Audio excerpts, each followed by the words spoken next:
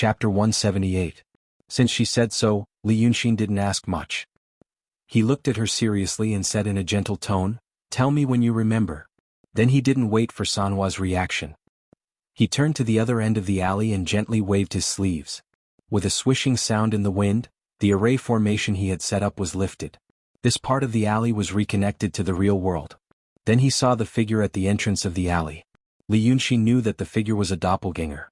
When a cultivator reached the true state, the word true referred to the transformation of the soul into the real body. A cultivator of the true state could divide his soul into another self. He could think and cast spells. Everything was the same as the real self. The only difference was the strength of the soul and the ability to exist for a long time. Cultivators included Taoist Danqing. Taoist Danqing of the true state could use the soul of some yin gods to draw a real body for them. This was another form of the soul into the real body. When Li Yunxin first met Mrs. Sanhua, he told her that it was a blessing to meet Taoist Danqing. He was talking about this. However, he was at the peak of the transcendent state, so it was impossible for him to do this. The transcendent state was to turn the virtual into the real. Once the painting was destroyed, the substance would disappear as well. However, Li Yunxin destroyed the painting that Sanhua possessed in the yard, but the real body was still there. This should be the method of the true state. There were probably only 2 people in the world who knew the secret behind it. Even he himself was still trying to figure it out. So when Yu Yunzi's clone saw the dragon lady behind Li Yunxin at the other end of the alley, there was a moment of shock on its face. It was genuine shock. But he quickly hid his expression. The doppelganger didn't move forward. He only asked from the other end of the alley, "You killed them." The voice sounded hollow in the alley, and the tone at the end of the sentence was low. It was not a question but a statement of fact.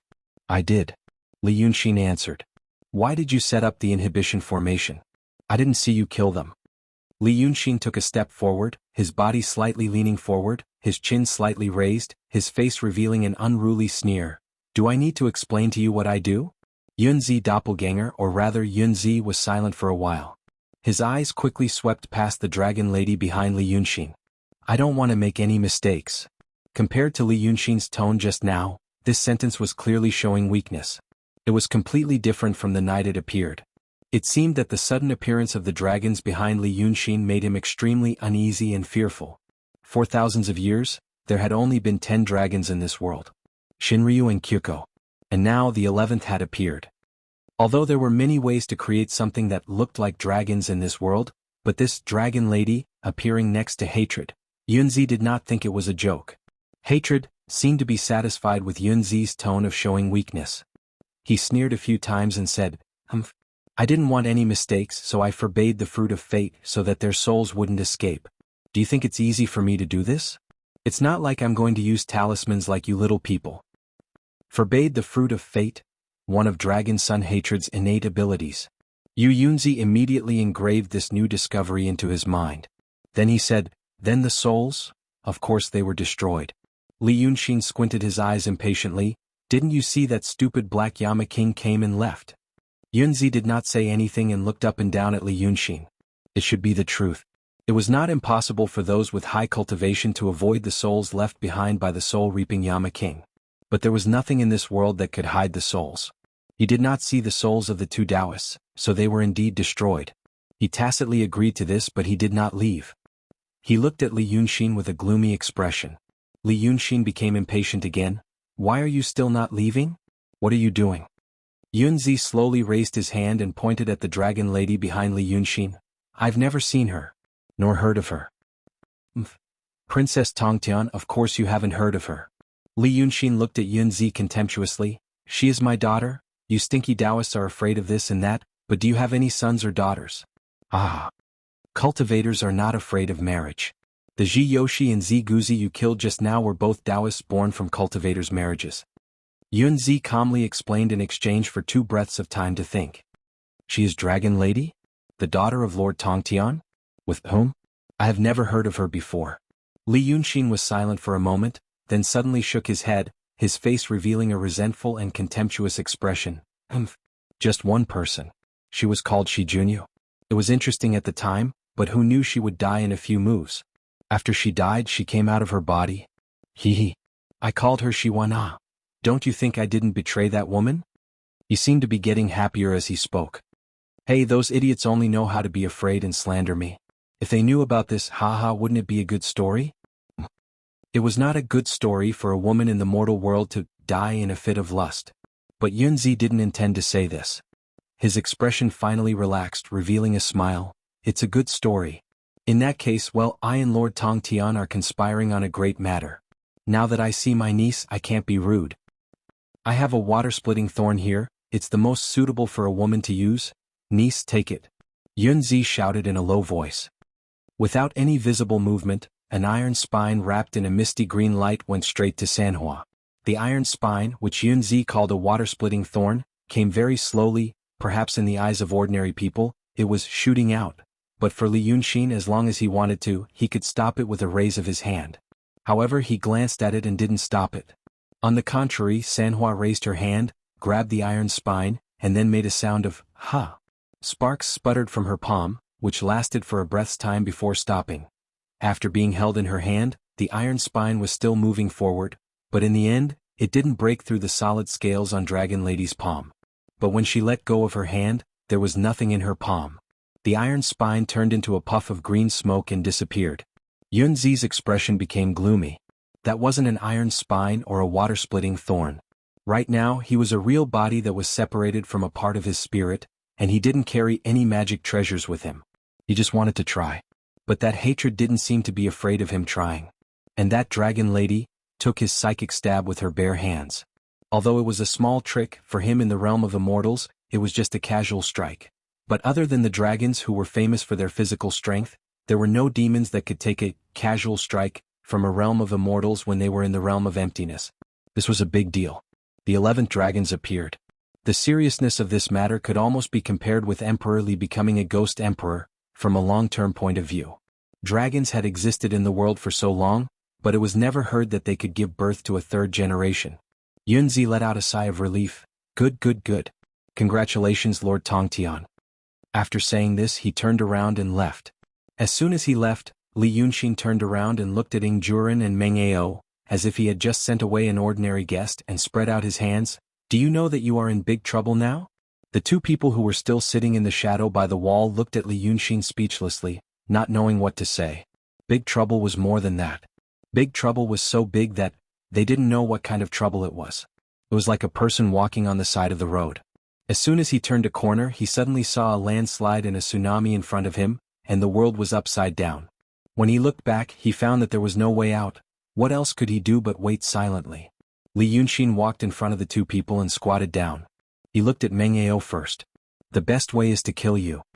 He said to Meng Ao, unfortunately, you are an old friend of mine. If I kill you, he will throw a tantrum. So you can't die. He turned around and looked at Ing Juren. The first time I saw you in the Qiao family, I thought you were interesting. I didn't expect that you are still so interesting after so long. You are not a child, nor a young master who just came to Jianghu. You can still be interesting in the wind and rain. You are a really interesting person. And I don't want to kill you. The two Jianghu warriors carefully breathed a sigh of relief, but they didn't feel relieved. There were too many people in Jianghu who laughed and talked wittily, and then turned around and cut people into pieces. And whether they knew it or not, the beautiful young man in front of them was indeed good at it. So they still stared at Li Yunxin's eyes.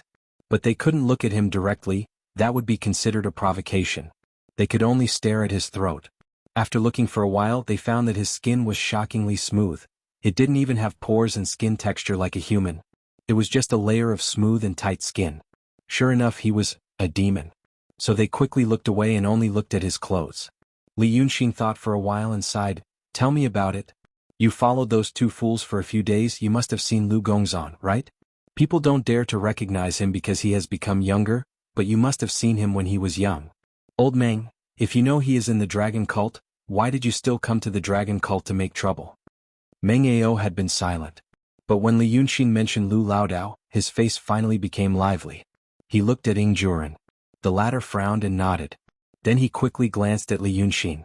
Meng Ao opened his mouth, his voice was very hoarse. Actually, Sai.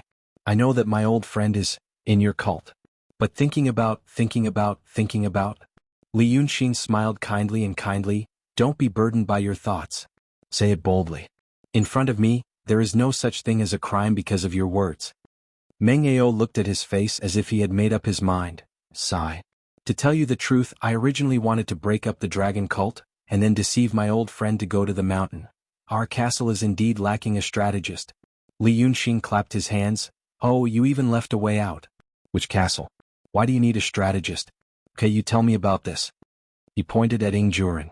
In the eyes of the two martial artists, Li Yunxing, the people behind him who didn't speak and only stared at them with creepy eyes, the two cultivators just now, and the person who appeared and left, were all the same kind of people.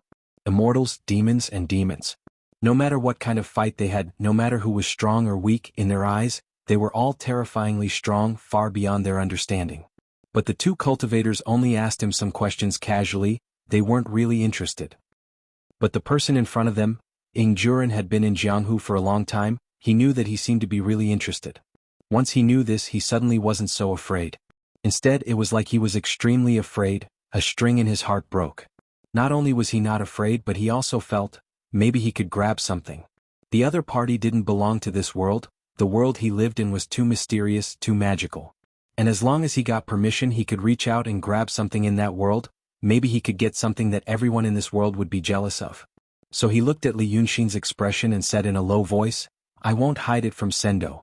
The castle he was talking about was the Black Stockade Castle. The Black Stockade Castle is on Mount Chuyun. Mount Chuyun is 300 miles east of the city of Wei, separated from the Wilderness Mountain. Get to the point. Li Yunxing interrupted him, everyone hasn't had dinner yet. Mainly, what kind of organization is your Black Stockade Castle? Does it have any anti-human tendencies? Sendo, you mean, what does our Black Stockade Castle do? Ying Juren asked tentatively. Li Yunxing patted his palm with his folding fan, turned around and said to the 5 demons with disappointment, Look, I like people who can understand me, it's hard to talk to you guys. Learn it well. After receiving his praise, Ying Ju heaved a sigh of relief. We are from Black Stockade Village. Our Black Stockade Castle is, Sendo doesn't eat the food of the common people, so he doesn't understand the suffering of the common people. But right now the Daqing state humph is already finished. Great. I like this tone. Li Yunxing sighed in admiration. So your Black Stockade Castle is a mafia-style organization that intends to stir things up. And the scale is quite large. Right now you've already started to consider the problem of personnel. So, are you planning to bring Lu Gongzan up the mountain and do something big? Are you planning to get rid of the Qing Emperor and become the Emperor yourself? Ying Juren was in a daze. He thought for a while before saying, Sendo, our Black Stockade Castle is only planning to enforce justice on behalf of heaven. You know, right now. How many people are on the mountain now? Li Yunxing ignored him. 200 people. Great. How long have you been working on this? 200 desperados? Or old and young people? 200 people who can fight. 1,000 old, weak women and children? It's been more than 3 years since I started planning this. Li Yunxing stood up, took 2 steps back and let out a long breath. He stared at Ying Juren for a while, gave him a thumbs up and exclaimed, You're AF*** King Genius. In the hinterland of the Daqing state, 300 miles away from the city of Wei, a place where people won't starve to death if they put up with it, 1,000 people are going to rebel? Ying Juren hurriedly waved his hand, No, Sendo, I'm just acting on behalf of heaven. You come and work with me. There's no future in that place. Li Yunxing paced 2 steps on the spot. Chuyun Mountain, I've heard of this name. It's a remote place with many rocks and dangerous terrain, so there's not many people. So, no one will care about you for a while if you set up a stronghold there. But if you want a rebel, that place can't be a base. I guess it's a problem for you to eat now. Li Yunxing looked at him, That's settled, I'll let you 2 go back. You 2 go back and mobilize people, bring people to the city of Wei. Don't worry about what to do when you come to the city of Wei. 300 miles you 2 go in batches. If you really come to me you won't be able to leave in a month. At that time I'll have the final say in the city of Wei. Ying Juren and Meng Ao were dumbfounded, but they really couldn't get a word in. When Li Yunxing finished, Ying Juren said again, Sendo, I'm really just acting on behalf of heaven. Li Yunxing seemed to be angry. He stared at him and pointed at him, young, shallow and childish. You said the Daqing state is doomed? Let me ask you, why do you think it's doomed? Do you think there are more farmers who lost their land and the business in the city is not doing well? You tell me, if the Qiao family wasn't so poor that they went crazy, they wouldn't need to send the head of the family to go out for the escort, to bet all their wealth on that escort. Those small escort agencies in the city of Wei were also set up. But what's the reason? Because they want to go to the Li state? Because the domestic small escort agencies can't do business anymore. I've been in the city of Wei for so long that I know, but only your simple feudal business thinking thinks it's doomed. Let me tell you now, it's called annexation. Land annexation, business annexation, the concentration of resources in the hands of the rich and powerful, and the shrinking of private capital. This is doomed, but it's not something you can see in your life. After the annexation, the rich and powerful can at least extend the life of the Daqing state for another 50 years, but the process of annexation will take another 50 years. So let me tell you, you have to think that the Daqing state is doomed every day, and when the Daqing state is doomed, and when the refugees are everywhere, then rise up, you can wait for 100 years. But if you don't even have such a long-term and wrong judgment, and really just think that some people can't live on anymore, and gather together to make them live a better life, Comrade Ingjuren, you have to remember this. As individuals, people may be polite, righteous, and have a sense of shame and gratitude. But once people form a group, there is no sense of shame and morality to speak of. They will become naked animals of profit. The group will magnify their nature infinitely. In a country formed by groups, if they want land, they fight. If they can't win, they sit down and talk. If they lose, they beg for mercy and pretend to be weak. Once there is profit to speak of, even if someone rushed into your house and killed millions of people decades ago, you will still shake hands and make peace. This is the group of people. Naked interests are supreme, and individual morality does not exist at all. Now they are not living well and have no food to eat, so they follow you to live well and eat. In the future, when you really let them live well and have enough to eat, they will stretch out their hands and ask you for more. You can't give it to them? Goodbye, sir, we're going down the mountain. No one will remember your kindness. If you want them to follow you, you have to brainwash them, give them a program, and give them a distant but achievable hope. A group of people follow you up the mountain to rob houses, and then you tell them that you don't want to rebel. What will happen to them in the future? What about their sense of belonging? What about their collective sense of honor? So don't talk to me about enforcing justice on behalf of the heavens, you just want to rebel. Li Yunxin gave him a kick. Now stand up and follow this old Meng out of the city immediately. Go back and get people here. If you don't want to do it, I will either report you to the authorities, or I will personally demolish your house. Go, go, go now. The kick made Ingjuren grimace in pain, and he felt that his bones were about to break. He quickly stood up by holding onto the wall. He really didn't know what to say. It should be known that from the moment he spoke to him until now, only a quarter of an hour had passed. The two stood up and looked at each other. On one side, Li Yunxin was about to kick and drive him away, and on the other side the two wanted to say something. Just because of a sentence from Sendo, they were going to abandon their original stronghold and bring people to the city of Wei? 300 miles. Normally, when moving from one end of the alley to the other, it would take at least half a month on and off. Such a big matter, how could he treat it like a child's play? Just by himself, making the decision? But Li Yunxin was already impatient with their dawdling. With a wave of his sleeve, the two were carried by a gust of evil wind and were sent 2 or 3 streets away. In the wind, they could hear him saying gloomily, "Think about what I said." They didn't know whether it was a blessing or a curse. When the alley finally quieted down, Li Yunxin was silent for a while, and put away the relaxed tone he used when he talked to Ingjuren. He looked at the 5 demons behind him. Yunzi is planning how to deal with me. In his eyes, what happened today was just the first step. But in my eyes, the war has already begun. You have gotten much more from me than the other demons. Now it's time for you to repay me. He glanced at the 5 demons one by one and said, I hope that after this war ends at least one of you can survive. Now you have to know something. The second day came. On the second day when Li Yunxin said, the war has already begun, it seemed that no one could feel the tense atmosphere except for him. It was even more relaxed than the previous days. Because at least before all the Taoist priests in the city of Wei died, Yunzi was cooperating with the dragon cult. Taoshi Road was still under construction. But it seemed that as a reward for killing the 2 Daotong cultivators last night, the Yu family came and said, we can build the righteous canal in the farmstead of white beans in the southeast of the city.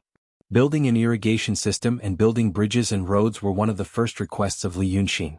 But after the Yu family went to see someone in the Shangqing Danding sect's office in the city of Wei, this matter was put aside. Now it was restarted. Of course, It was because the dragon cult advised people to do good, so so-and-so, so-and-so and so-and-so contributed a certain amount of money to build a righteous canal for the bean farm. The hierarch of the dragon cult had to show up. That day, a group of people stood beside the bean field that Li Yunxin and Lu Laodao had seen together. At least in the eyes of the nobles who were used to the splendor of the city of Wei, it was a boring and depressing affair. The sun was burning above their heads, and the cicadas were screaming desperately. The muddy water from the paddy fields lay in the muddy ditches, where even toads did not like to wallow. 3 rich merchants in thin silk clothes surrounded Li Yunxin and stood on the ridge of the field. Behind them was a group of listless helpers who were waiting for this damn thing to end and go to work or avoid the heat. But the sallow and emaciated people who came from the farmstead by the side of the field now had a strange look on their faces. They did not mention the 3 merchants who paid, but only stared at Li Yunxin and mumbled some vague words, presumably to thank him or to praise him. The 3 merchants felt even more bored. But they could not turn around and leave. Because on the surface they were the ones who paid. But they were the shopkeepers of the shops under the Yu mansion, and they were only there to cover their ears and keep up appearances. So no matter how impatient they were, they knew that the hierarch of the dragon cult was the favorite of the master of the Yu family. Even if they were asked to jump into the field to help pour water, they had to grit their teeth, swallow their stomachs and hold their breath to do it. Now the hierarch of the dragon cult was in a good mood. He first said a few words to the people in the farmstead. He started with, "I'll say a little more," and "I'll say a little more." In between he interspersed with, "I'll add one more," and "there are 3 more points." The ending was a long and terrifying, "I'll say a few more words," and "the last point." Finally, the grateful bean farmers lifted their sleeves to wipe their sweat, and looked up to see where the sun was now. When he finally finished a lot of tedious words, he announced that he would do the first shovel. Unfortunately, the hierarch of the dragon cult was a great person. He could say beautiful words, was handsome and had a good heart. But even so, he did not know how to build a canal. He first asked where to start, and the rich merchants behind him hurried the helpers as if they had been pardoned, and answered. Then the hierarch pretended to count with his fingers, frowned, and said that the direction was not right. The righteous canal was a canal. It was so long and there was a long stream of water in it, which contained dragon aura. If the direction of the dragon aura was not right, it was very likely to anger the vast sea and kiss the dragon prince. That was a big deal. Hearing this, the bean farmers were scared and didn't dare to say anything.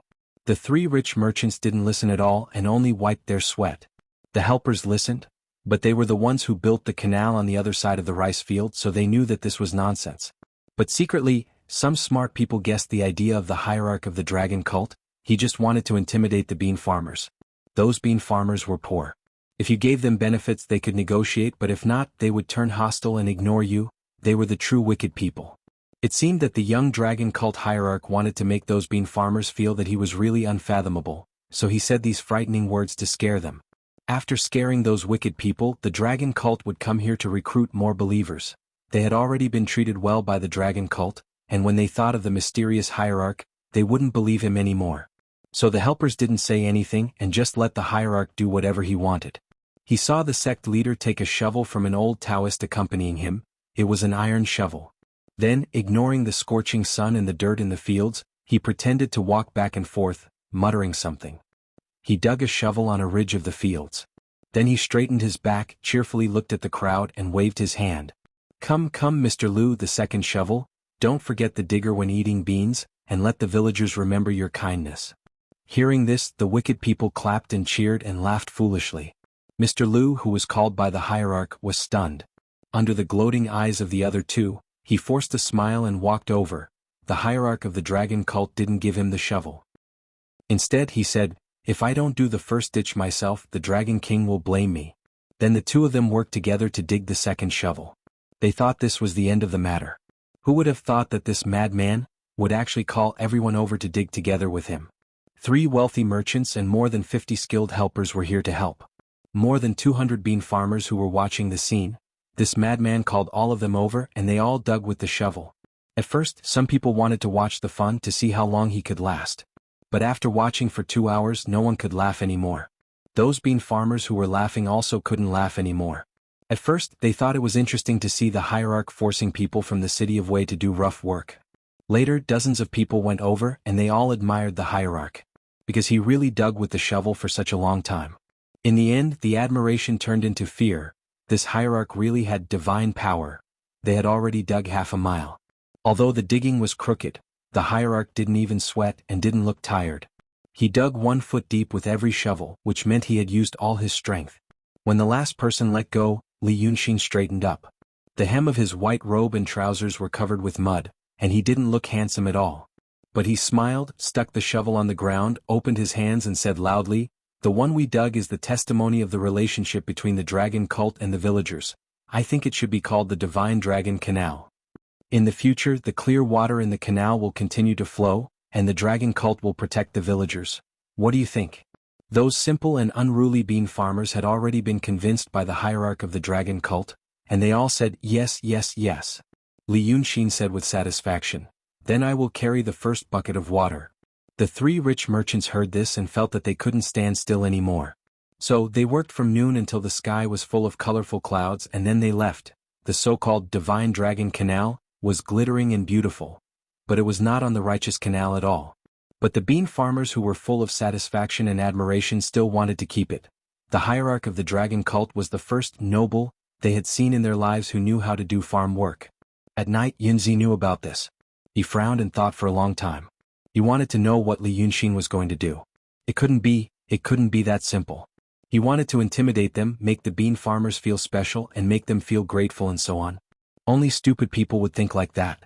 To gain respect and awe, doing things personally, and going deep into the people were always the stupidest ways. That would only make people think, "Oh, that's all." The real noble only needed to be high and mighty, and people would give them respect and awe. Hatred wouldn't do that kind of stupid thing. What did he want to do? Chapter 179.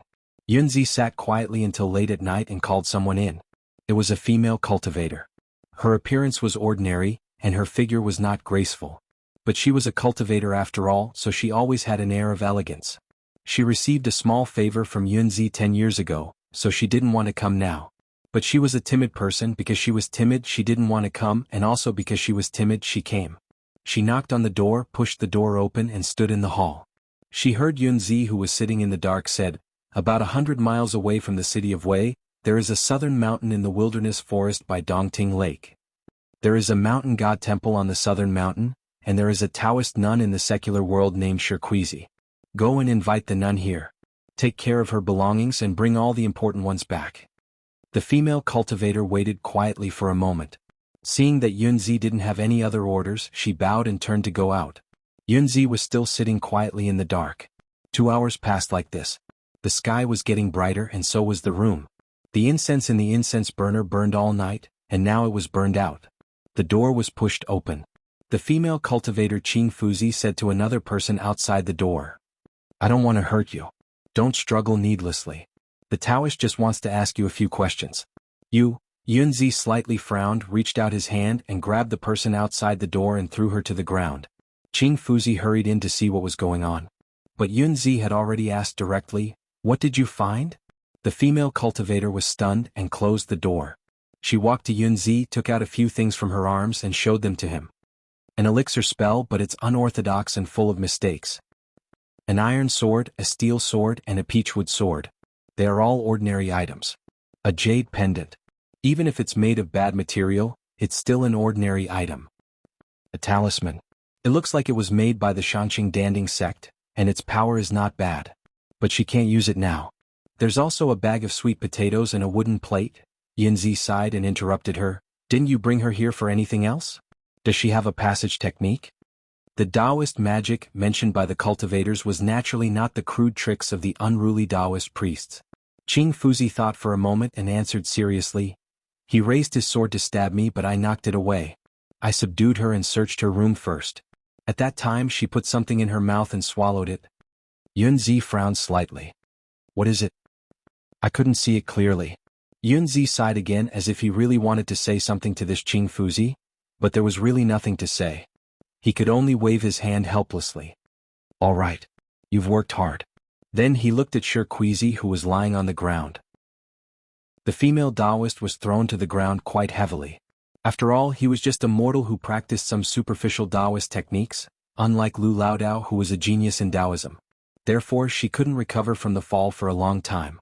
When Yunzi looked at her, she propped up her upper body. But she didn't know which part of her leg was injured, so she couldn't stand up. The female Taoist didn't seem to be willing to struggle to stand up. That would make her look very awkward. Courage was secondary, so she simply crossed her legs slowly and sat down as if she was meditating. Seeing her do all this, Yunzi had a premonition that the following questions would probably not be very pleasant. If she struggled to stand up, this kind of brave person was easy to deal with.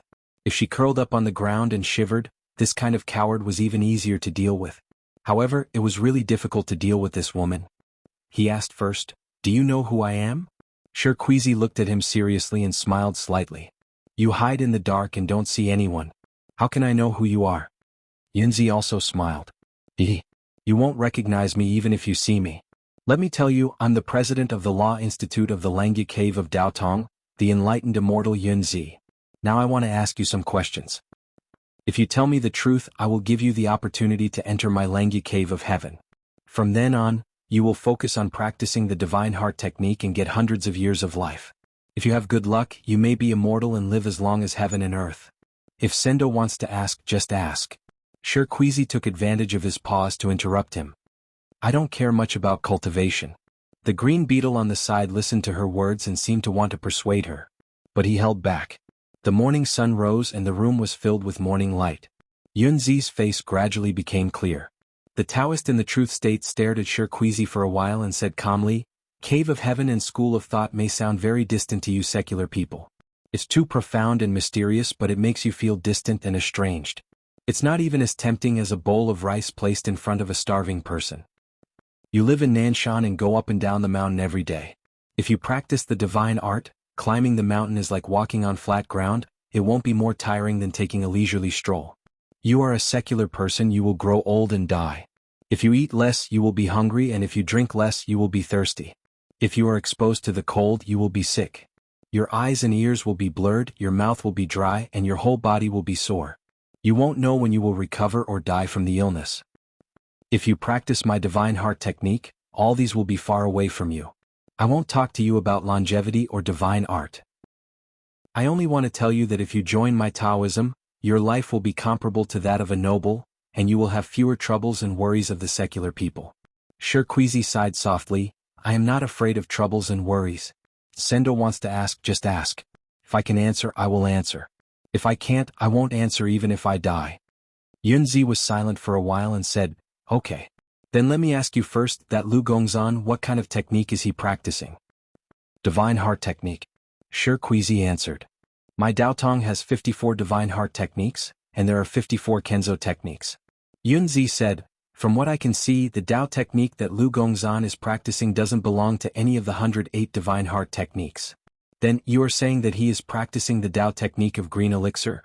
The Dao technique of green elixir that has been passed down? I don't know. Shirkuizi closed her eyes. Yunzi sighed, If you enter my heavenly cave and go through the tribulation of love and desire, you will know how laughable your current thoughts are. An infatuated son and resentful daughter, risking life and death for love, that person might not be the person you think. If you die today, that Lu Gongzan will cultivate for 100 years in the future, and he will be in love with another woman. Will you die a worthy death? Shirkuizi widened her eyes and looked at Yunzi. I know. But, what does it have to do with you? Qing Fuzi looked at Shirkuizi, then at Yunzi. The Truth Realm Taoist smiled and closed his eyes. After a moment of silence, he sighed and asked, What did she swallow? Yes, Qing Fuzi answered. Cut it open. Qing Fuzi was taken aback and looked at Yunzi again. Daotong wants to vanquish demons. This woman had a crucial clue. If he refused to confess, he would be helping the villain and colluding with the demons. It doesn't count as indiscriminate killing. Cut it open and take it out. He closed his eyes and said no more. Qing Fuzi's expression changed. He first looked at Yunzi, then at Shirkuizi. But, it seemed that this matter was only related to her. Yunzi calmly closed his eyes to rest. Shirkuizi also closed her eyes and sat on the ground. She seemed to be the most flustered. After all, not every cultivator had killed before. In other words, there weren't many cultivators who had killed before. Qing Fuzi hesitated for a while, then plucked up his courage and said, Taoist priest, I think we should try to persuade her again. Yunzi opened his eyes a little and glanced at her.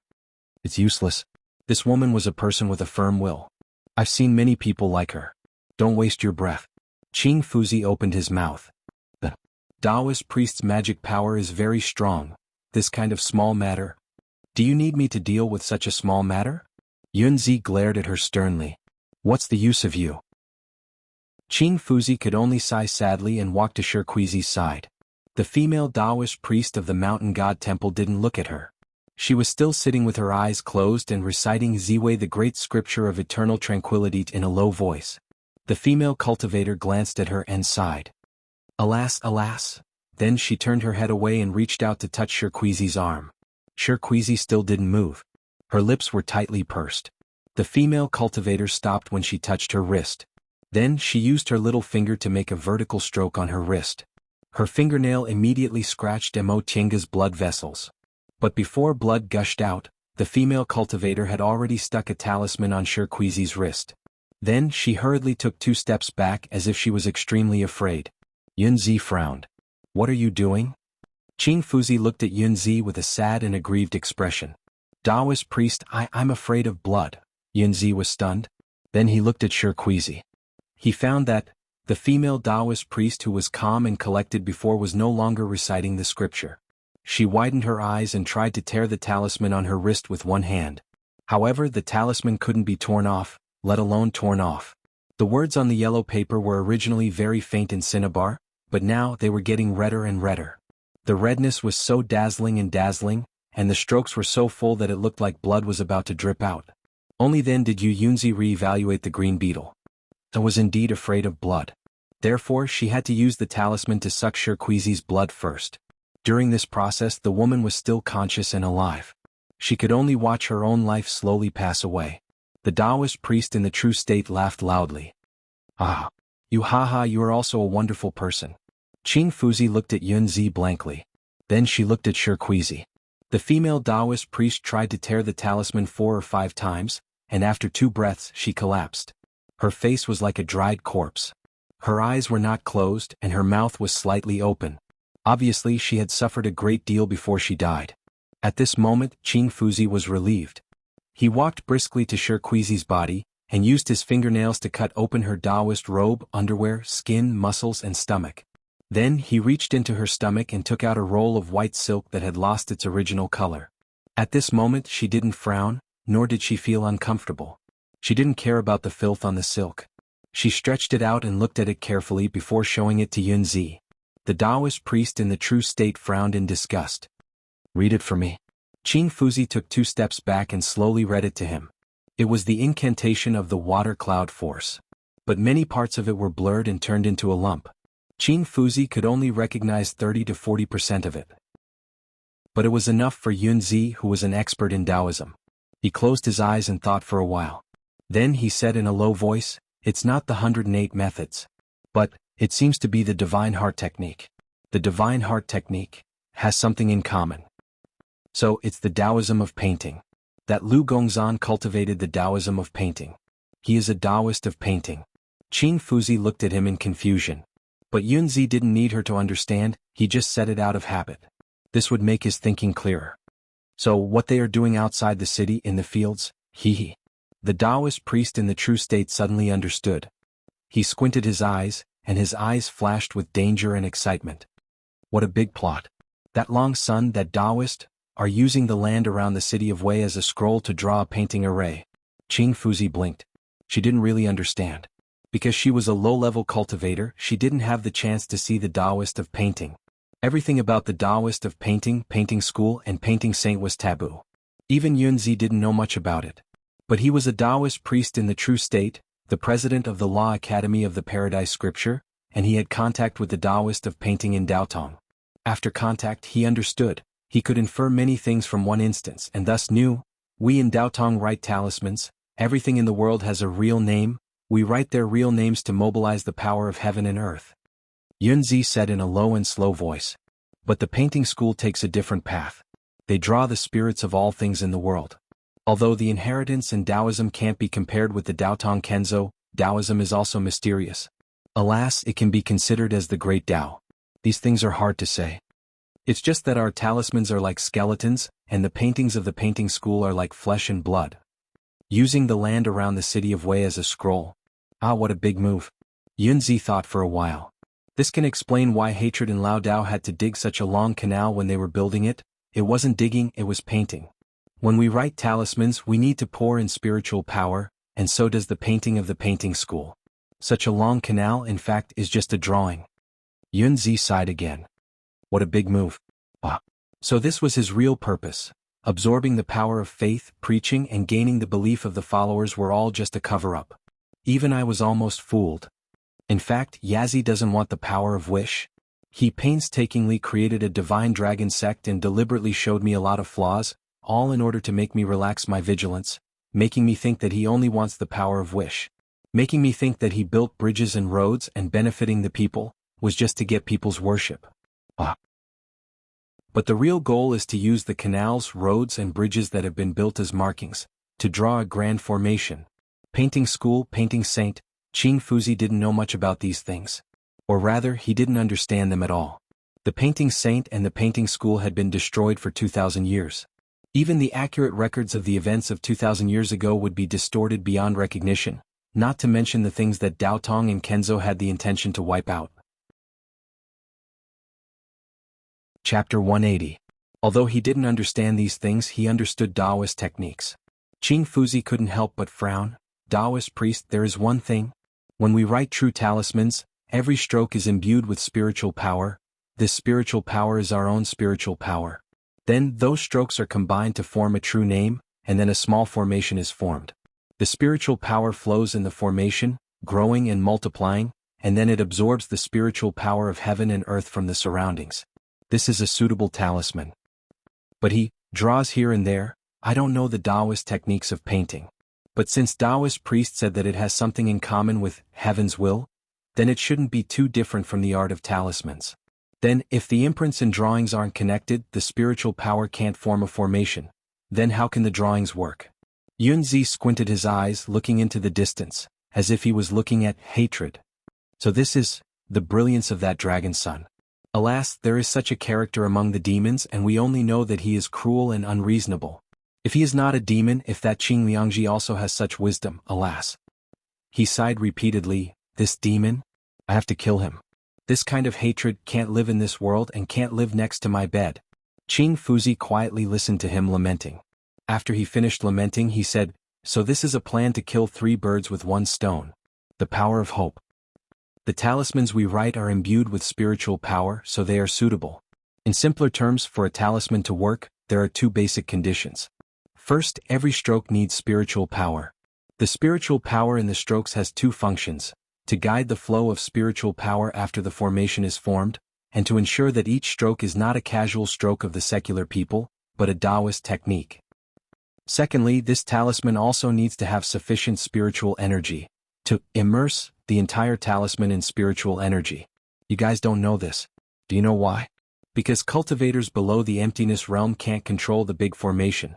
They only need to write on the talisman. Daotong talismans are custom made to take care of you guys. But if you just write on a regular talisman, the second condition is easily met. The world is full of spiritual power. In fact, the talisman you write is already immersed in spiritual power, so you don't need to think about this problem. But after reaching the transcendent state, cultivators can do another thing: make a big formation. Just like what hatred did, he used the land around the city of Wei as a paper to make a big formation. This is a cultivator's great skill. When he and Taoist Dan Qing went to dig the canal, they were actually pouring their spiritual energy into the canal. That satisfied the first point. Spiritual power is imbued in every stroke. You can pay attention to this point later. Whether they repair the bridge or pave the road, Yazi and that Taoist priest Dan Qing will definitely do it themselves. Every road and bridge is planned and designed by them. As for the others, they don't need to do the work themselves. That's undoubtedly a smokescreen. True and false, false and real. This is Dragon Sun's usual method. This hatred, scheming and cautiousness are really rare in the world. Then, the second point? This talisman or painting scroll is going to be soaked in spiritual energy? Qing Fuzi seemed to be fascinated. In fact, compared to the intrigue, what she was really interested in was this. This was the profoundness of the Tao. The second point, that's exactly what I wanted to say. Yunzi sighed in admiration. If I want to make a big array, the best choice is this city of Wei. There were 300,000 people in the city of Wei, and the yang energy was abundant, which could be transformed into spiritual energy with a little effort. Once the city of Wei was used as the scroll, the talisman was soaked in the spiritual power transformed from the yang qi of 300,000 people in the city of Wei. But this hatred, haha, he's really an ambitious person. He will only use this city of Wei with its soaring yang energy as the finishing touch, as the eye of the array. Then the bigger scroll than the city of Wei, including the cultivated land around the city of Wei, where will the spiritual energy come from? Yunzi stood up while saying, haha, from the power of faith and wish of those farmers and farmers. At this moment the power of faith may not be enough. But don't forget that making clouds and summoning rain is the special skill of the dragons. At that time, when the dragon son ascends the altar of the dragon god cult and summons the rain with a loud shout, those farmers who are anxious about the bean seeds, especially in this year's harvest situation where people are going to starve to death, how strong will their faith and power of will be? The big array will be completed. Speaking of this, Yunzi finally couldn't hold back the excitement in his heart, and suddenly raised his arms. Suddenly the spiritual qi in the room was turbulent, and the wind was strong. All the doors and windows were opened, and the sunlight from outside the room instantly filled the whole room. And this Yunzi figured everything out and laughed heartily. Good. Good. Good. What an unparalleled demon, Lord Tongtian. You deserve to be my Yunzi's opponent. You have the guts of a dragon and tiger, and I have the heart of a zither and sword. I'll let you die a glorious death on that day. Ah. Qing Fuzi looked at Yunzi in a daze. He still didn't quite understand what he was talking about. At the same time, Yunzi was not the only one who laughed. There was also Wang Xing, the one who opened a calligraphy and pen shop in front of the abandoned palace square on the street of the old city. His legal wife was the daughter of a concubine from the 4th branch of the Yu mansion. According to Li Yunxin, she didn't look good. But originally he couldn't climb up to a high branch. When the Wang family was on good terms with the master of the 4th branch, the family was still in decline. But when it came to his father's generation, the family was not only in decline, but collapsed. But the master of the 4th branch was planning to recommend a son of the family to be filial to the Wei River mansion, so he fulfilled his wish. The master of the Yu mansion was a man of his word, and he didn't despise the poor son of an old friend. This was a good reputation. Then Wang Xing didn't get what he wanted, and even asked the young lady of the Yu mansion to sell her dowry to keep up appearances. Until one night he met a strange man in the calligraphy and pen shop in front of the abandoned palace square. The strange man gave him the prescription of the black medicine. He was lucky enough to succeed. After a few days of preparation he actually succeeded. But this kind of thing, even if it was done, was useless in daily life. But soon it was said that the Yu mansion was going to help the dragon cult build bridges, pave roads and cut stones in the mountains. Wang Xing knew that his black medicine was powerful, and he remembered that the strange man said before he left that night, "In a few days there will be a chance for you to show your talent." He didn't care who the strange man was or what he wanted to do with him. He shamelessly ran to the 4th branch's mansion, and after a lot of shouting, he finally saw the steward and told him about his situation. Empty talk was naturally no proof. Fortunately, the steward watched his wife grow up, and although he didn't like him, he still loved his young lady. So he frowned and followed him to experience. Then he ran back to the Yu mansion and told them that the master had gone. How powerful was the black medicine, the black gunpowder prescription that Li Yunxin gave him? Actually, it wasn't. There weren't even any skilled stonemasons who used traditional methods to mine the stones. However, in this matter of the Yu family cooperating with the divine dragon cult, everyone wanted to put in some effort to win Yu family's favor. Moreover, it was also a good thing to have a good relationship with a rising cult. It was said that the person behind the dragon cult was the master of the Shanqing Danding sect in the city of Wei. The master of the 4th branch was worried that he didn't have a way to please his elder brother, and now his son-in-law, whom he had long forgotten, sent a good chance. This was a great joy. He called him to the mansion, talked to him, and asked for the prescription. Wang Xing learned to be obedient at this time, and refused to hand over the prescription even if he died. His father-in-law had no choice but to ask him to go with him to see the clan leader, Master Yu. This was Wang Xing's great joy. It was on such a morning that Wang Xing planned to go out. He first went to the 4th branch to see his father-in-law, Mount Tai, and then to see the most powerful person in the Yu family. The day before yesterday he met his father-in-law and received some money. When he came back he cut 3 caddies of meat and stewed it in the pot. Wang Xing, his wife, and the servant girl were so full that their stomachs were round, and they kept saying that they would never eat meat again. But when they woke up this morning with empty stomachs, they had long forgotten the taste of last night. They heated up the meat soup and meat dregs and cooked a pot of white rice, mixed it with the lard from the meat and wolfed it down. Wang Xing ate until his head was steaming. He untied his clothes and walked to the eaves in front of the door. Looking at the rising sun, he thought about the possible riches and honor, and his chest was filled with heroic spirit. With heroic spirit, he was in the mood to write poetry. But after holding it in for a long time, he still couldn't say a word. He simply laughed out loud, feeling very carefree. His life had finally turned from the worst to the best. His wife sat on the porch and looked at him with a rare smile. She didn't frown like before, scolding him for not doing proper work and not finding a good job to make money. The servant girl was cleaning up the bowls and chopsticks in the hall. Seeing that the two of them weren't quarreling, she pursed her lips and smiled. She planned to clean up the table, help her master put on his clothes and hat, and send him out to the Yu mansion. The small courtyard wasn't big. With the thin bamboo, there were 2 patches of weeds and 2 hens about to lay eggs in the courtyard. And 3 people. The next moment, Wang Sheng's laughter suddenly stopped. It was as if he was choking. Then he suddenly turned his head. His wife looked at him in confusion, asking him what was wrong. The servant girl also stopped what she was doing. Seeing Wang Sheng's suddenly wooden expression, she wondered if he had forgotten to prepare something. Under the gazes of the 2 women, Wang Sheng didn't say anything. He walked straight to the side of the thin bamboo in the courtyard. He stretched out his hand and chopped off a branch as thick as a thumb. His arm bent again and the branch pierced into his neck. His expression was solemn and calm. Staring at his wife, he turned his wrist again and shook it hard, so that the branch pierced deeper and destroyed his windpipe, blood vessels and daotong. Then he let go and fell to the ground with a thud. Blood hissed out from his neck. His wife and the servant girl were stunned where they stood. They stared at him for a long time, then looked at each other. The young lady of the Yu family fainted without a sound, and the servant girl screamed desperately. A gust of chilly wind swirled in the courtyard and went straight out the door. When this insignificant interlude occurred, Yu Yunzi had already summoned some people and issued some orders. Then he stood in the courtyard and couldn't help but laugh 3 times, because it was really carefree. He actually met such an enemy, and a demon at that. There were a few smart people in Daotong, but he would never treat them as enemies. At most, they were just opponents.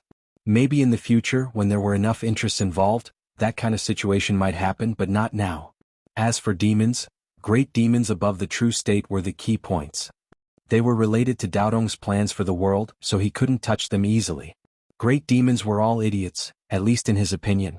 Yunzi was a genius but had nowhere to show his strength. He was not as useful as those civil and military officials in the secular world.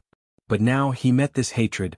It was like meeting a worthy opponent, and he could try his best without any scruples and show the greatest amount of malice, all with the aim of killing the other party. How carefree was this? But it was only carefree. He didn't have any inexplicable feeling of mutual respect. Enemies were enemies.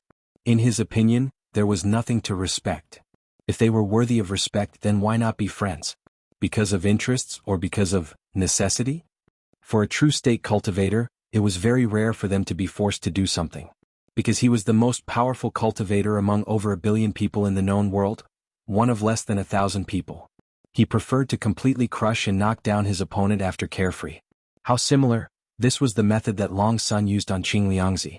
And he also deeply loved this Tao. What a lovely enemy. Yunzi looked at the direction of Long Sun in the city of Wei, shook his head with a smile and turned to walk back to the house. At this moment, a gust of wind whirled and rolled up a few fallen leaves on the flagstone ground in the courtyard, to the feet of Qing Fuzi, who was standing beside Yunzi. The female cultivator suddenly shivered. It was very rare for a cultivator to shiver. This was because they were no longer bothered by worldly ailments. The moment Yunzi turned around, he noticed this and asked one more question, "What's wrong?" Qing Fuzi turned around and looked at him calmly, "When will you kill Long Sun?" The tone was calm and very familiar. This was the tone that Yunzi often used. It was the tone that high-ranking and powerful people usually used. After hearing this, the cultivator in the true state took a step back, and a layer of faint light appeared on his body.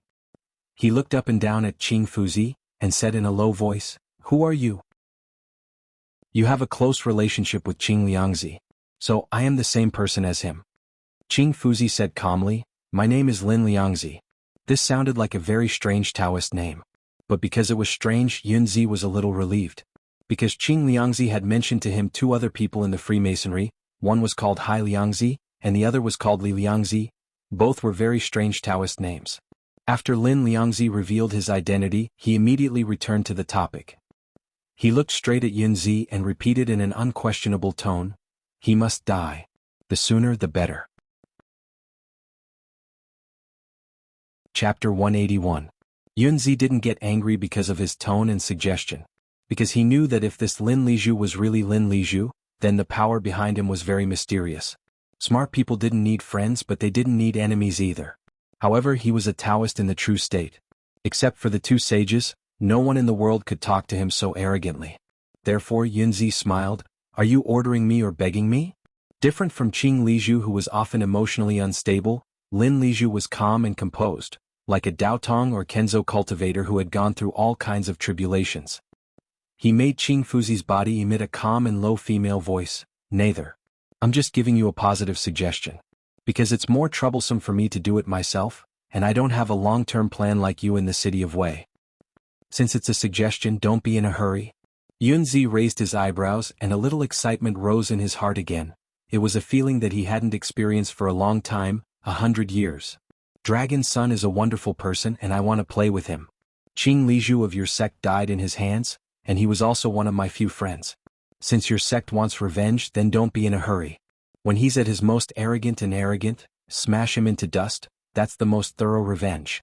Lin Lizhu shook his head without hesitation.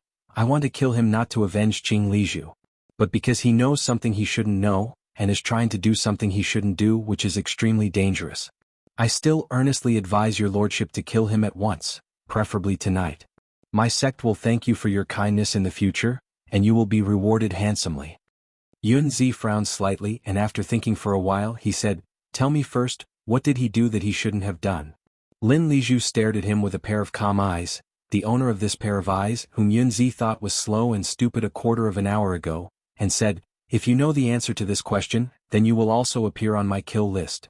Yunzi sneered, "What a big tone." "Just the truth," perfected Yunzi. "This is not a threat." "Then I'll give you a suggestion. Don't even think about killing him." Yunzi narrowed his eyes and looked at the unfamiliar Qing Fuzi. "He's my plaything.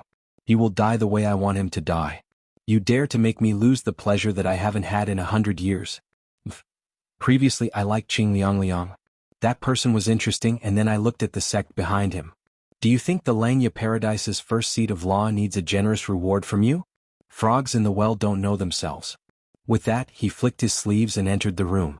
Qing Fuzi, whose body had been taken over by Lin Lizhu, stood in the courtyard in a daze for a while before saying patiently, "Perhaps he isn't the person you think he is. Maybe he had more secrets. If you insist on delaying his death, then I hope you will be more fully prepared. Do not fail." What answered him was a sneer. Qing Fuzi sighed and then fell softly to the ground. A gust of chilly wind swirled around him and he went out the door. "If I'm not mistaken, things will go smoothly," Li Yunxin said to Lu Laodao. As he spoke, he furrowed his brows. Now that he had fallen back to the beginner level of the transcendent state, the sudden change made him very uncomfortable. The discomfort was not only psychological but also physical. The body was like a container, and the spiritual energy was like the water in the container. As the spiritual energy increased bit by bit, the container was gradually filled up. As it got bigger, all kinds of possible cracks were repaired.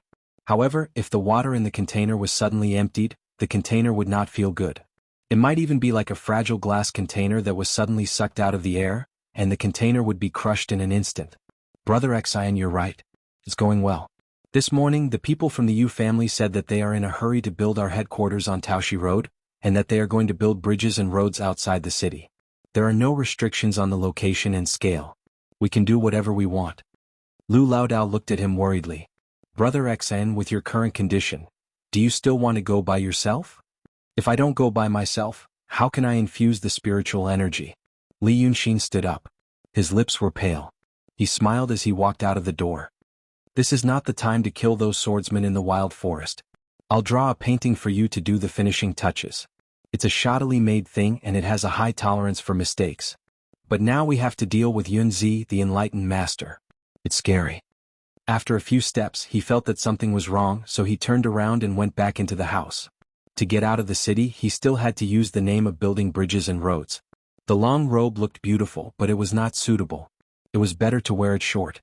Old Taoist Lu took the clothes he had changed out of, redid his hair bun for him, and helped him change into new clothes. Therefore we can't make any mistakes in each stroke. If a single stroke went awry, the array would be finished. Yu Yunzi thinks that he has seen through me and is determined to defeat me. What do you think he is thinking? Ah. Li Yunxin put on his clothes and stretched his body. He winked at Lu Laodao. I told him how I killed Qing Liangzi and he really remembered it. What a narrow-minded guy. He hates me so much that he wants to play with me like a mouse. He walked out of the door. He's the same as that Qing Liangzi. Lu Laodao followed behind him and listened to him, but there was still some worry in his eyes. Because this time seemed to be different. In the past, when he schemed against Prefectural Magistrate Li and Lu Ling, Lu Laodao felt that he had no chance of winning. When he was desperate he didn't care much.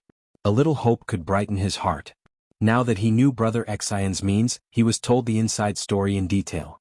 He felt that his plan was exquisite, his scheming was deep, and it was extremely terrifying. But because of this, he also knew that Yunzi and Li Yunxin were exchanging blows. He felt that the two were so intelligent that they were almost monsters. If it wasn't for the roundworms in their stomachs, it was really hard to say who would win. Maybe today, when they were complacent, Yunzi already knew everything? This feeling made Lu Laodao feel perturbed. But he saw joy from the heart on Li Yunxin's face. It was as if everything in this world was boring.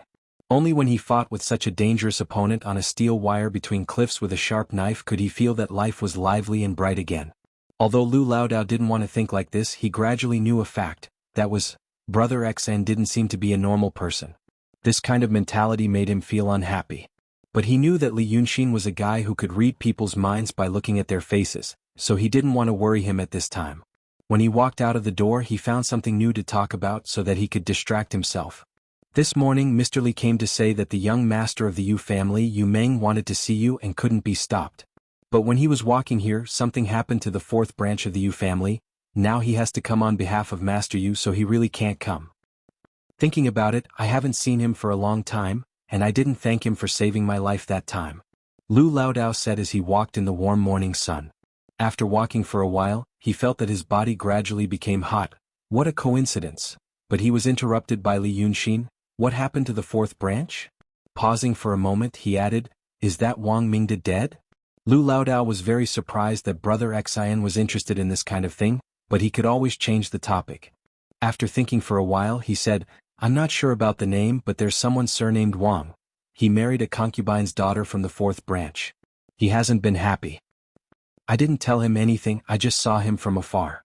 That time I went to the fourth branch to do a painting and I saw him from afar. A steward tried to seduce him, but he didn't even let him drink water. This is also unsatisfactory. This time he said he made some medicine and I heard that it could be used to build a road in the mountain. He said he would see him this morning, but he committed suicide in the morning. Lu Laodao frowned. If you ask me, maybe he finally felt that he had a chance to make a name for himself, but the old man of the fourth branch wanted to take his prescription. After many years of depression, he was narrow-minded, so he made up his mind to commit suicide and caused a big trouble. I pity that wife of his. Lu Laodao talked endlessly, not noticing Li Yunxin's eyes. Li Yunxin's face calmed down and his eyes became clear. Sure enough, a thunder that he left casually was triggered. The dark thunder had nothing to do with Yu Yunzi, Ling Kongzi, Qi Wen Yazi and Dongting Lord. It had nothing to do with what he was about to do in the city of Wei. It was just because he felt that the quantum leap was weird, and the organization behind him was weird, and this world was even weirder according to the limited history he knew. So he randomly found a good-for-nothing person and threw him a thunder. Now it exploded. Did this mean that he accidentally had that absurd idea? It was true. Lu Laodao turned and saw his face and was stunned. He stopped talking. Brother Xian, what's wrong? Nothing. Li Yunxin squinted his eyes and looked around subconsciously. Everyone in the Yu mansion knew that he and Lu Laodao didn't like to be disturbed, so all the maids and servants were dismissed. Now the two were walking on the busy street, going to the city gate to meet the people who were building the bridge today. There was nothing special on the street. Only he would occasionally hear passers-by mentioning the divine dragon cult. The sun was shining and the blue sky was dotted with a few clouds. Li Yunxin let out a sigh and also to cover up his thoughts and said, Yunzi's people went to Nanshan earlier. Lu Laodao was stunned and after a moment of silence he said, Li Yunxin didn't say anything else and just walked side by side with him on the street. After a while Lu Laodao said, will she be suspicious? After all, the dragon cult started trouble in Nanshan. Now we are going to the city of Wei, leaving her there alone. Master Lu thought for a moment, then Yu Yunzi will think that we are cold-hearted and don't care about her life and death, but she will find the water cloud force. We shouldn't have left the person with the water cloud force on Nanshan Hill unprepared. This flaw is a bit obvious. Li Yunxin shook his head slightly. This is your thought but not his. You and Shirquizi think that cloud force is a treasure, but Yunzi must have many scripts that are more profound than that. He has seen a lot. He won't think it's something great. He wasn't a wild Taoist like you were. Wild Taoists struggled to find the true scriptures so you can understand their feelings. He used to be a high-ranking official, and he was brought back to the mountain by the Grandmaster of the Cave Heaven who went down the mountain. His starting point is different so he can't understand your feelings. Lu Laodao said, and didn't ask more. He just walked gloomily. When they were about to reach the city gate and saw two rich businessmen coming to greet them from afar, Li Yunxin turned his head and sighed. You really?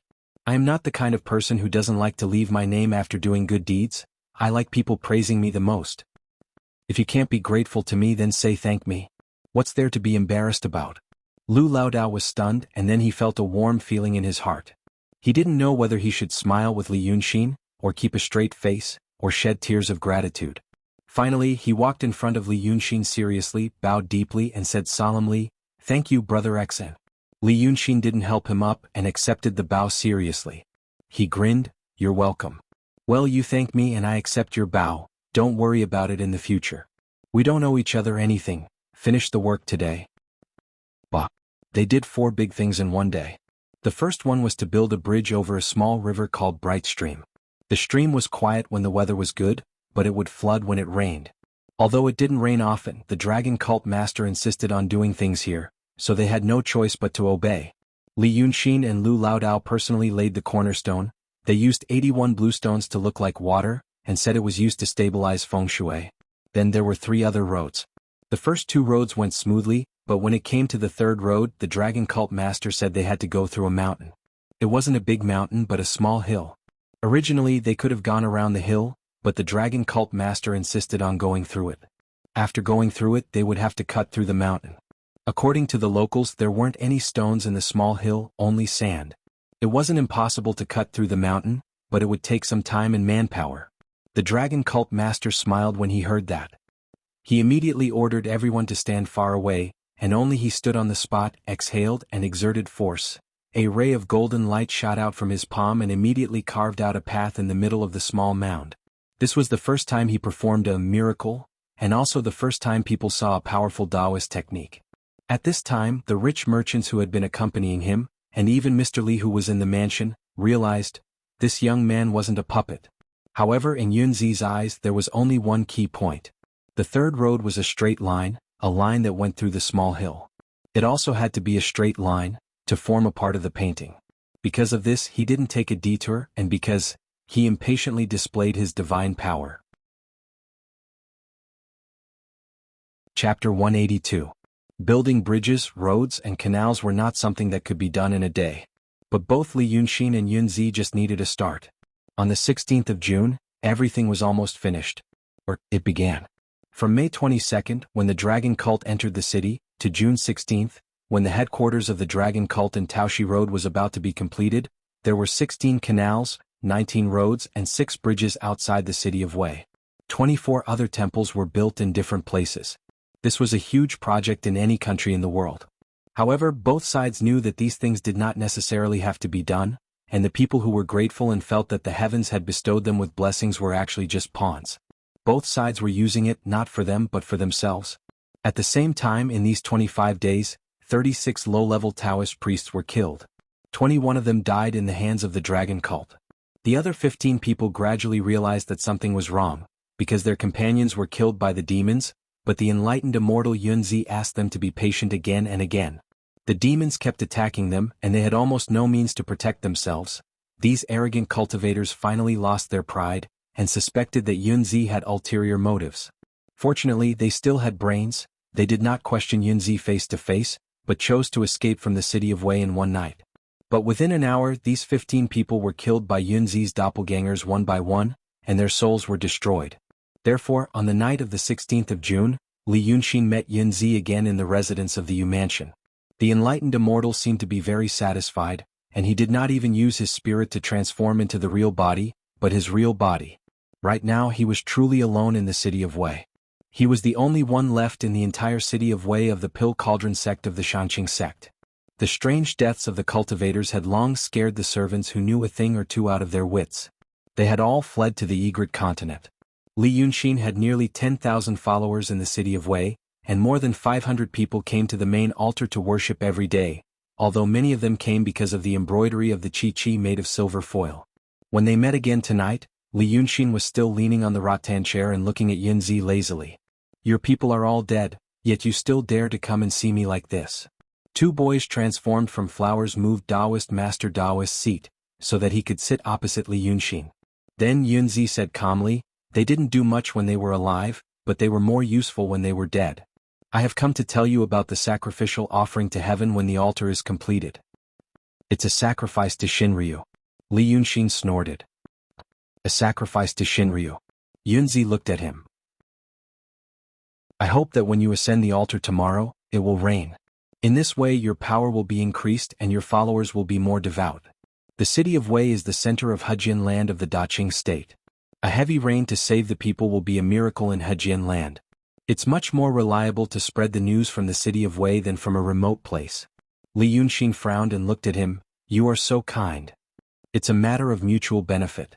Yunzi said, "You will be the first Yin god to show up in a big city and perform a miracle on a large scale. Then the Dao Tong will realize the seriousness of the matter.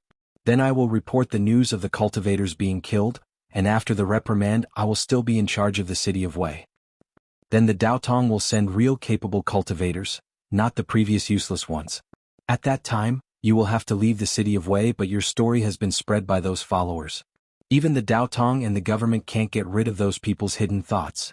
In essence, you have no loss. We all get what we want." "Sounds good." Li Yunxin yawned. "Then it's settled. You can leave." Yunzi didn't leave. Instead he sat upright for a while. "The Lord Tong Tian shouldn't be such a person. Is the Lord Tong Tian trying to provoke me?" he asked. Li Yunxin squinted at him and ignored him. "It's good for us to live in peace." Yunzi said again in a serious tone, "If someone else came to the city of Wei, he might not sit back and do nothing. I'm the best choice for the Lord Tongtan." Li Yunxin waved his hand impatiently. Okay. Got it." But Yunzi still didn't leave.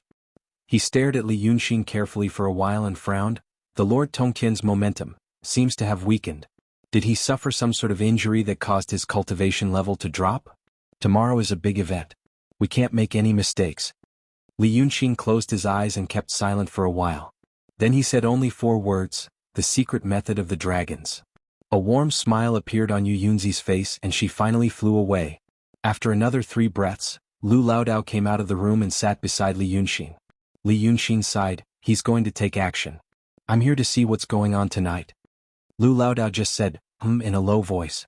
Li Yunxin waved his hand as if he was driving away mosquitoes. "Let's finish everything tomorrow." Under the acacia tree in the courtyard, the roots of an acacia flower trembled slightly and fell off in an instant. It was a rare cloudy day on the 17th of June. The sky was livid with heavy clouds. There was no wind. It was like a big steamer since the morning. But the people in the city of Wei didn't feel annoyed, because the clouds meant that it might rain. Many people in the city didn't do farm work.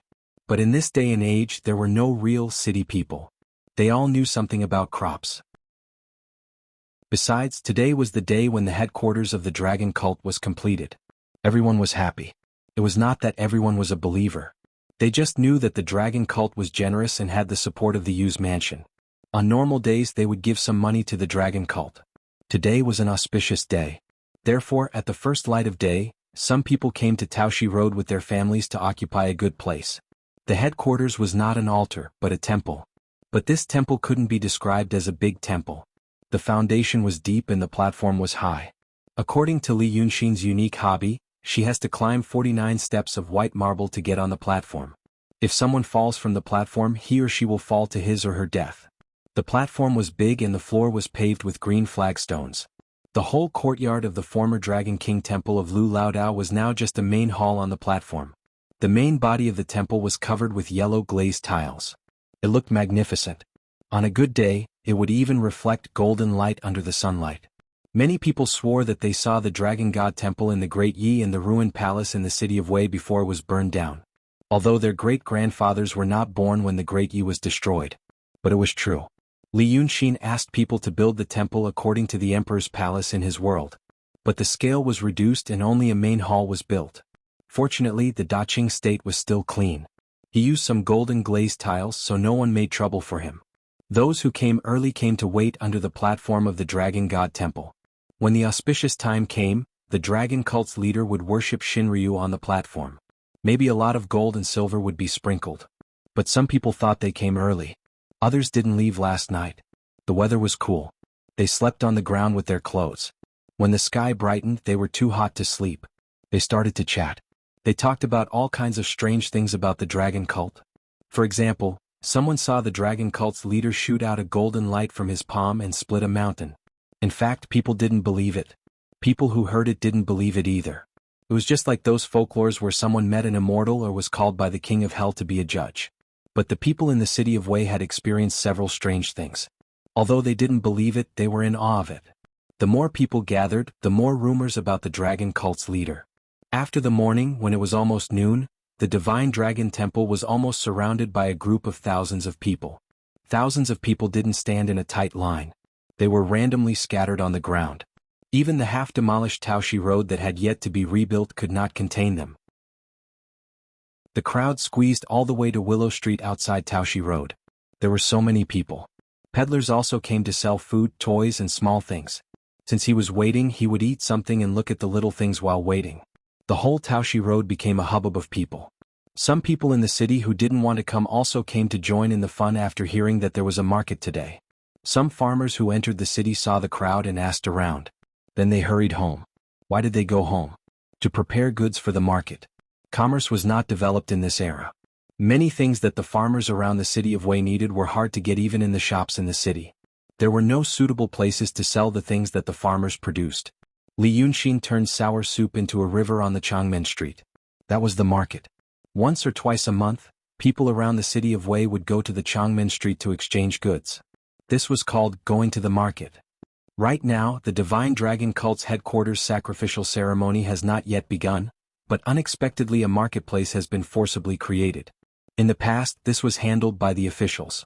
But now the city of Wei was in a state of anarchy. The magistrate of the city didn't have time to care about this. He couldn't order the bailiffs. Thus, when it was time for noon, there were more than 10,000 people around. There were so many people, and the topic of their idle chatter was always related to Divine Dragon Cult, so gradually the topic was related to that cult leader. And gradually, some people said they had seen the cult master before. When did they see him? It was a few days before the Dragon King showed his divinity and burned the wild mountain. Coincidentally, there was a peddler selling sour soup in the market. Hearing this, he slapped his thigh and said with gritted teeth, "That's him." At first, people thought he was joking, so they teased him. Then the peddler told them about how his sour soup was painted into the river by the young man. That incident was widely spread in the city of Wei, so they knew it was not fake. Coincidentally, some of the customers were there that day, which confirmed the peddler's words. The peddler also said that he also went to the dragon cult a few days ago. He heard that they were generous and wanted to see if he could get a windfall. However, he didn't get any advantage but met the dragon cult master face to face. Who else could it be but the young Taoist priest that day? At this point, it meant that the cult master of the dragon cult had been in the city of Wei before and made strange things. He was indeed a sublime person or even a divine dragon. However, as the customers came and went, this topic was mentioned again and again. Hey, the peddler selling sour soup was punished by the dragon cult master. Finally, a person who lived in Egret Island and came to the city of Wei for business heard about it. This person thought for a while and finally realized that he seemed to have seen the young man in Egret town. Of course, he had seen Li Yunxin. Almost everyone in Egret Island was a dragon cult follower. However, as the cult master, Li Yunxin, it was hard to associate him with the passerby he met in Egret town. Until today, after hearing so much, He remembered the rare handsome appearance of the dragon cult master. Originally, this person planned to rush back to Egret Island. But before leaving the city, he passed by Taoshi Road. Being a lively person, he came to have a look and eat something before continuing his journey. At this time he almost finished his food, so he didn't say much. Anyway, it was not strange that he had seen the cult master of the dragon cult in Egret Island. Everyone knew that the dragon cult started in Egret Island. However, just as he finished the soup in one gulp, put a coin on the table and was about to get up and leave, the peddler who was busy behind the cart suddenly spoke to him. This peddler was originally talking too. He was just greeting people with a face full of smiles and occasionally chatting with them. But just now, a gust of cold wind blew past, and the peddler's figure suddenly stiffened. Then he stopped what he was doing and ignored the newcomers calling him, only staring straight at the passerby from Egret Island saying, "Tell me more." As he spoke, he slowly and inexpertly scooped another bowl of sour soup from the pot, and personally brought it over to the peddler. Then he also sat at the table and said, "I like to hear about him. Tell me more. When was the first time you saw him? What did he look like?" The passerby from Egret Island naturally felt that it was strange. But in any case he was just a peddler, an ordinary person. Moreover, everyone was talking about the dragon cult master, so there was nothing to hide. Because of the bowl of steaming sour soup, he sat back down at the table and smiled. "Hey, about this matter, actually I'm not that hungry, it's for you." The peddler said with a smile, "You know that person you also heard from others just now, he's had dealings with me. That's why I really want to know more about him. I feel that it's very interesting." The peddler's smile was like a mask hanging on his face. Even the passerby felt that it was a bit strange, but couldn't tell what was strange about it. A few other passerby called out to him a few times, but seeing that he didn't respond, they cursed and left. But the peddler didn't care and only reached out to pat the passerby's hand. "Tell me." The Egret Island passerby suddenly felt at ease, and couldn't help but want to talk. Chapter 183. He picked up the chopsticks and took a sip of the oily soup. He exhaled with satisfaction and said, "First time?" The first time was on the day after the wildfire broke out in the wild mountain. I remember clearly, it was said that there was a wildfire in the mountain that day. Many birds and beasts must have been burned to death. I went to pick them up. They were all good meat. I also thought it was a good thing. I got up early in the morning and rushed to the wild mountain. But when I went out, I lived near the water, I saw a young man in white standing on the bank of the estuary of Wei River and looking into the water. I saw him wearing the clothes of a rich family and heard about what happened in the city of Wei. I thought maybe his family was also in the city and wanted to jump into the river because they were in trouble. So I went to persuade him. But the young man turned around and left before I could persuade him. When I saw his face, hey, I couldn't forget it. That handsomeness, that's the face of a young man, not the face of us working people. Now thinking about it, I can't forget it. How many times can I see such a handsome man in my life? Alas, later. Your Excellency, are you sure? The peddler asked him calmly. It was the first time for the passerby to be called Your Excellency by a peddler selling sour soup. He was stunned. But this feeling of surprise was fleeting. He soon sighed with a bitter smile. I can't be wrong. Why can't I be wrong? That day we rushed to the wild mountain for a whole day, but what happened? That mountain fire, oh my God. I'll be able to roast you from a distance of 40 to 50 feet. Burnt birds and carnivorous beasts? Bullshit. They were all burned into charcoal. How can I remember it wrongly? One person can't catch up with it in his whole life. The peddler suddenly fell on the table. He knocked his forehead on the table with a loud thud. The passerby was startled. But after a breath, the peddler shook his head and opened his eyes. First, he looked around blankly and then felt a splitting headache. He didn't know what had just happened and why he was sitting opposite the guest. The passerby in Egret was a little confused. He didn't know what was going on. The peddler was also confused. He felt empty as if he had been hollowed out. The two of them stared at each other for a while, not quite understanding what had just happened. But someone already understood. The ghost passed through the crowd and went straight to the station of the Shanqing Danding sect. At the corner of an alley on Willow Street, a ferocious-looking general on horseback stared at the ghost for a while, then turned his horse and disappeared into the air silently. A quarter of an hour later, a passerby who happened to pass the station of the Shanqing Danding sect stopped and shivered slightly. Then he turned around, pushed open the black lacquered door of the residence, and walked straight into the main hall. On normal days, the two garrisons in the city of Wei were more majestic and mysterious than the yamen of the prefectural magistrate. At this time, even if the people were gone, their prestige still remained. There was no need to lock them. The passerby walked all the way to the main hall and saw Yu Yunzi sitting in the middle of the hall. Enlightened being Dao attainment raised his head slightly and took a glance before closing his eyes and meditating again. In half an hour, it will be the auspicious hour. Yunzi said calmly, today I will kill that dragon's son. You don't need to give me any more advice. The possessed passerby was a young servant wearing a green hat. He had a hairy beard and a few freckles on his face. He looked like a half-grown child. But now, with a solemn and serious voice, the child said to an enlightened Taoist master, you are mistaken. That's not Long's son, it's Li Yunxin. Yunzi did not open his eyes. He disguised himself as Li Yunxin and called himself Li Yunxin. I know all that. I'm thinking of something. Don't bother me if you have nothing to say. Take care of this and we may work together in the future, but don't let I hate you. The servant looked at Yunzi and said seriously, it's not like that, Li Yunxin. It's the only son of Li Chunfeng and his wife, the real Li Yunxin. He's not Long's son, he's just Li Yunxin. The night Long Jiuzi died, he didn't die. Yunzi opened his eyes. Then he frowned slightly. The servant took a step forward. In order to prevent you from making any mistakes today, I have inquired about a lot of news in the city these days. And today I got the last bit of evidence. The night Long Jiuzi fought with the cultivator Ling Kongzi of your sect was April 19th. Emperor Li passed away on the 19th of April. 6 hours later, on April 20th, Emperor Li achieved the Ghost Emperor's body. April 22nd, 5 cultivators of Dao Tong pursued the Ghost Emperor but failed. They fought for 3 days and 3 nights. April 28th, the seriously injured Ghost Emperor broke into the Tongtian Sea and fought with Long Jiuzi, hatred. On the 29th of April, Yizi disappeared. Taoist Yunzi, more than one person said that after April 20th. Then Li Yunxin appeared in the Egret Island. You said that Li Yunxin is the incarnation of hatred. On April 20th, hatred was still in the Tongtian Sea. If he came to the Wei River and turned into Li Yunxin, how could he fight with the Ghost Emperor? After saying that, the manservant didn't say anything else and only looked at Yu Yunzi. The truth state Taoist's expression was frozen on his face, and he didn't try to hide it. This went on for a long time. It meant that he was so focused on something else that he didn't even care about his own expression. After a quarter of an hour, Yunzi let out a long sigh with a solemn expression.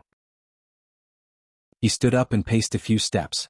As he walked, he looked at the servant who was possessed by Lin Liangzi, frowned and said hesitantly, how could I know that you didn't set me up? You know that's not a reasonable deduction, the servant said calmly. The manservant said calmly, our common interest is greater than our common interest with Li Yunxin. But you're looking for the jade chip of enlightenment. We're looking for the jade chip of enlightenment, the servant said in a low voice, and as far as I know, the jade chip of enlightenment is no longer with Li Yunxin. Dragon's son took it away with Chi Kiss. After Dragon's son died, his palace disappeared, so it can be concluded that it was taken away by Lord Dongting. If you can find the jade chip of enlightenment from Lord Dongting, you're a better partner than Li Yunxin. And he's just a kid. A kid, but he also deceived me. Yunzi sighed and accepted Lin Liangzi's statement.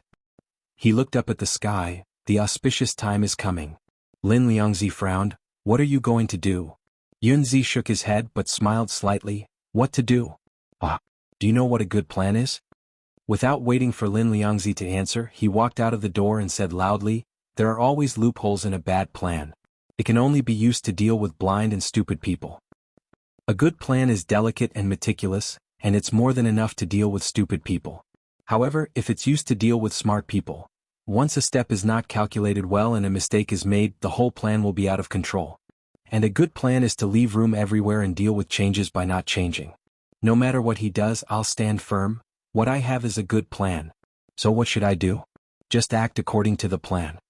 Yunzi stepped out of the door, the corner of his robe flashed by the door, and his voice came through the door.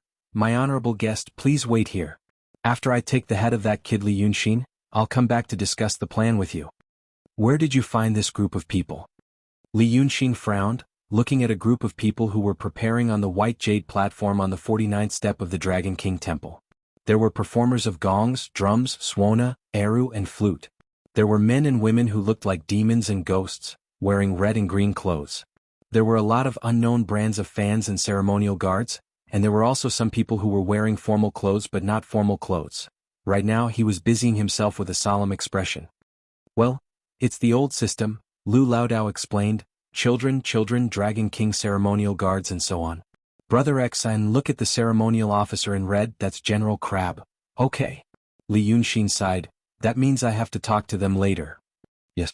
These ceremonial officers are imitating the two groups of ministers in front of Lord Dragon King. Brother Xin is on the seat of honor? Where's the dragon throne?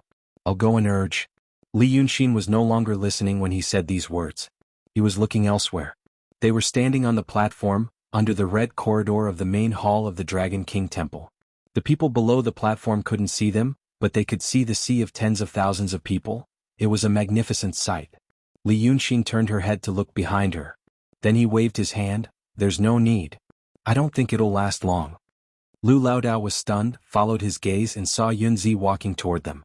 Anyone with a discerning eye could see the expression of the Taoist priest, curiosity, mockery, and doubt. Go away. Okay. Lu Laodao didn't hesitate, turned around and walked away quickly.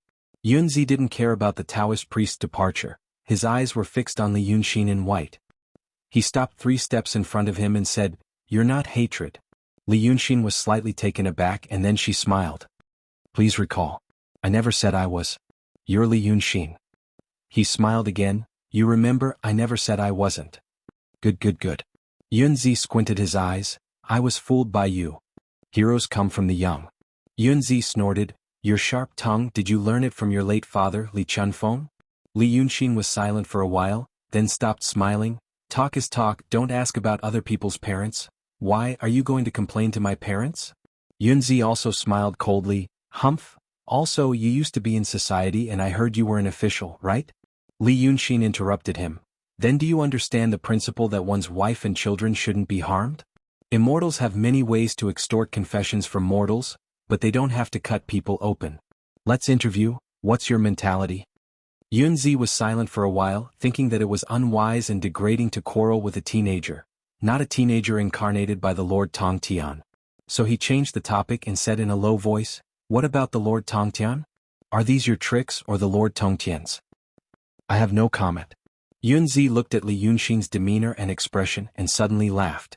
Good, he raised his hand and twirled his beard. I saw through your identity but you didn't panic and still didn't fall into a disadvantageous position. Exactly the same as when I was a teenager. I know you're acting like this because you're afraid, but you really don't have to be afraid. What I said before still stands. Since you're a human and not a demon, it's easier to talk about this. Dao Tong wants the translucent jade slip, but I don't. On the contrary, I need a smart helper. However, whether you follow the Lord Tongtian or me, I won't make things difficult for you, as long as you don't go against me. As for the Lord Tongtian, is actually a dragon lady? That's interesting. Yunzi shook his head gently, but she can pretend to be your servant and play along with you, so she's not a rude and stupid demon. Things can still be done. You're really a smart person. Li Yunxin smiled and turned to look in the direction of the front of the hall. A good show is about to start, we have time to talk about it in detail. Look, the auspicious time has come. As soon as he finished speaking, the gong sounded. The big gong was erected on a thick wooden frame at the end of the steps, and it was taller than a person. It was very much like the big drum that Li Yunxin had seen before, but he didn't know why it was changed to a gong in this world. The ceremonial officer in red silk knocked 21 times with all his strength, and the sound was earth-shattering, making people's ears numb. But such a sound only made those people in front of the temple turn their heads slightly and stop what they were doing. More people were still doing what they were doing. Originally they were here to watch the fun, but now it had become a market. What could be more lively than a market? Yunzi, who was walking slowly beside Li Yunxin, smiled and said, "This is not a good sign. After all, you are still a young man, it will be much better for the Lord Tongtian to come forward." Li Yunxin paused by the side of the big gong and reached out to press down on the still buzzing gong. Then he turned to look at Yunzi. "You are just afraid that we are playing tricks and you want to see Dragon Lady. She didn't go anywhere else, she is just staying in the temple. If you want to see her, I will ask her to come out." "I want to see her," Yunzi said. "Sanhua, come out." Li Yunxin did not hesitate to shout into the hall. At this time, the group of people on the stage, which Li Yunxin scolded as a grassroots troupe, were unhurriedly getting into position and getting into formation. In this era, there were no professional ceremonial companies, and a lot of this kind of work was done by the troupe. They had seen many big scenes, so they did not have stage fright. They lined up in an orderly manner, and the actors in the civil and military official costumes stood lazily, and the vocal troupe also sat on the side. As soon as the master gave the order, the music started, and they immediately cheered up and threw themselves into their roles. In Li Yunxin's eyes it was like a child's play, but the people in the city of Wei liked it very much. No one wanted to listen to tedious speeches and preferred to watch the troupe's performance. It was said that there were famous actors in the city of Wei on the stage. Chapter 184. Just then the door of the main hall of the Dragon God Temple was opened. A gap was opened and a strong fire shot out. Even in such a hazy day, the fire was still bright, like a long sword stabbing out of the temple door. The back door opened again and a fiery red long sword turned into a fiery red fan. The figure inside was completely revealed to everyone. The people in the troupe didn't really believe in the dragon cult. They traveled all over the country and had seen a lot of the world, unlike the ordinary people who were confined to one city or one place. However, even these actors stopped what they were doing when they saw the scene in front of them. They were stunned. A woman wearing a strange armor walked out of the main hall. Flames surrounded her feet, but they didn't burn the wooden door frame. It was as if the flames were completely under her command. She had dark skin and a pair of red eyes with long thin pupils in the middle. No matter how they looked at it, it didn't look like a show. The dragon lady took 5 steps out of the temple door, and the flames around her suddenly rose and turned into a fire pillar several meters high. The astonishing and oppressive heat was finally released completely, causing the air to distort. A gust of wind rose from where he stood, spreading in all directions to the west. The sleeves of the actors, who were frozen in shock, flapped loudly in the wind. Even their gaping mouths were filled with the wind. Someone whispered, "This is the dragon god." The actors on the stage immediately fell to their knees. But they didn't seem to be in awe but fear.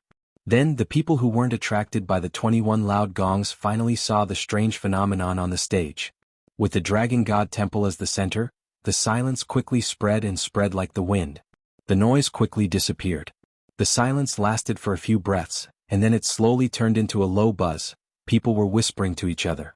At this time, the believers of the dragon cult finally played their role.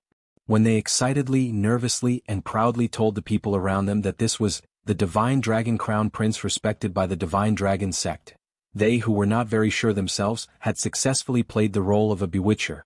The rumor quickly spread through the crowd. Soon, people began to kneel on the ground as if they were worshipping a statue in a temple, and more people followed suit. Finally, the tens of thousands of people were like harvested wheat, all of them stooped down, and the deafening clamor resounded once again. But this time, it was no longer the children who bargained and cursed at their own children. Instead, they were praising and praising, expressing their wishes in fear and trepidation. Li Yunxin narrowed her eyes and looked down the stage.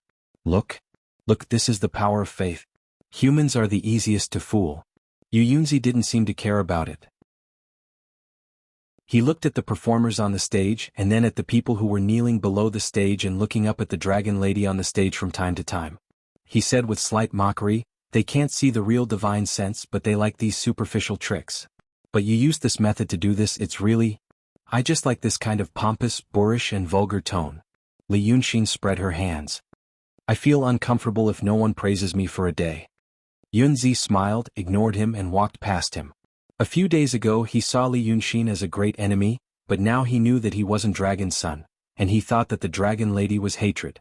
So he shifted his gaze from Li Yunxin to the dragon lady. He walked past the actors who were kneeling on the ground and scolded them in a low voice for them to leave.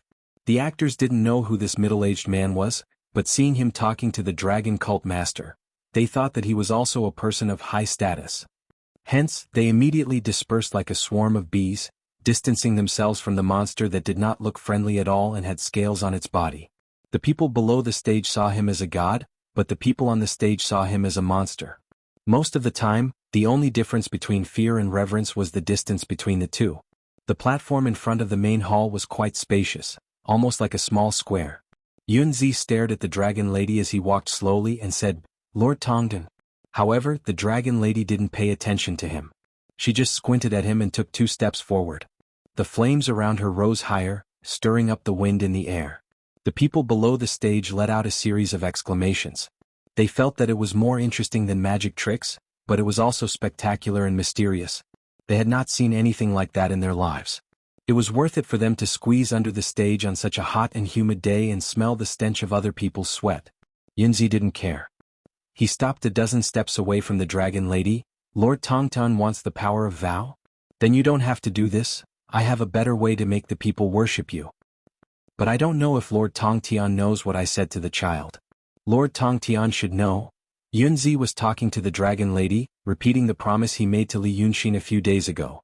Just as he was about to change his tone, he saw Li Yunxin with her hands behind her back, slowly walked up to them and listened with interest.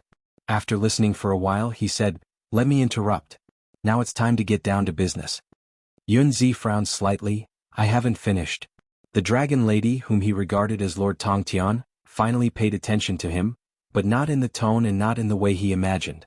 Instead she suddenly screamed, "Go away, stinky Taoist. Don't stop me from showing my divinity." This was far from the Lord Tongtian in Yunzi's imagination. He thought that although he had seen through the plan, it was still a wonderful plan, and it could not be completely made by Li Yunxin. He mistook Li Yunxin for Lord Tongtian and had several dealings with him.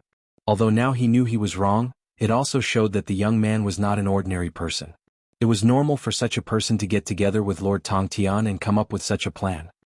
He thought that the young man was frivolous and rash, so there must be an experienced and prudent Lord Tongtan. However, the tone, words, and behavior of the dragon lady were not what dragon son should be like. Yunzi was stunned for a moment. It was at this moment that a talisman in his sleeve suddenly jumped up and down in a frenzy, emitting a sharp cry that only he could hear. Taoist priest Dideo's expression changed, and he immediately threw away the doubts in his mind. It was a purple talisman. This kind of talisman was time-consuming and laborious to make, so he brought two with him. One had been used and now there was only one left. This meant that someone else within 1,000 miles had used a purple talisman, but this was not in his plan. Thus Yunzi smiled without batting an eyelid, snorted, turned around and walked straight to the back of the hall. Li Yunxin didn't care about him, walked straight to the front of the stairs, and looked down at the people below the stage. He was silent for a while and suddenly raised his voice. "You all know about my dragon cult.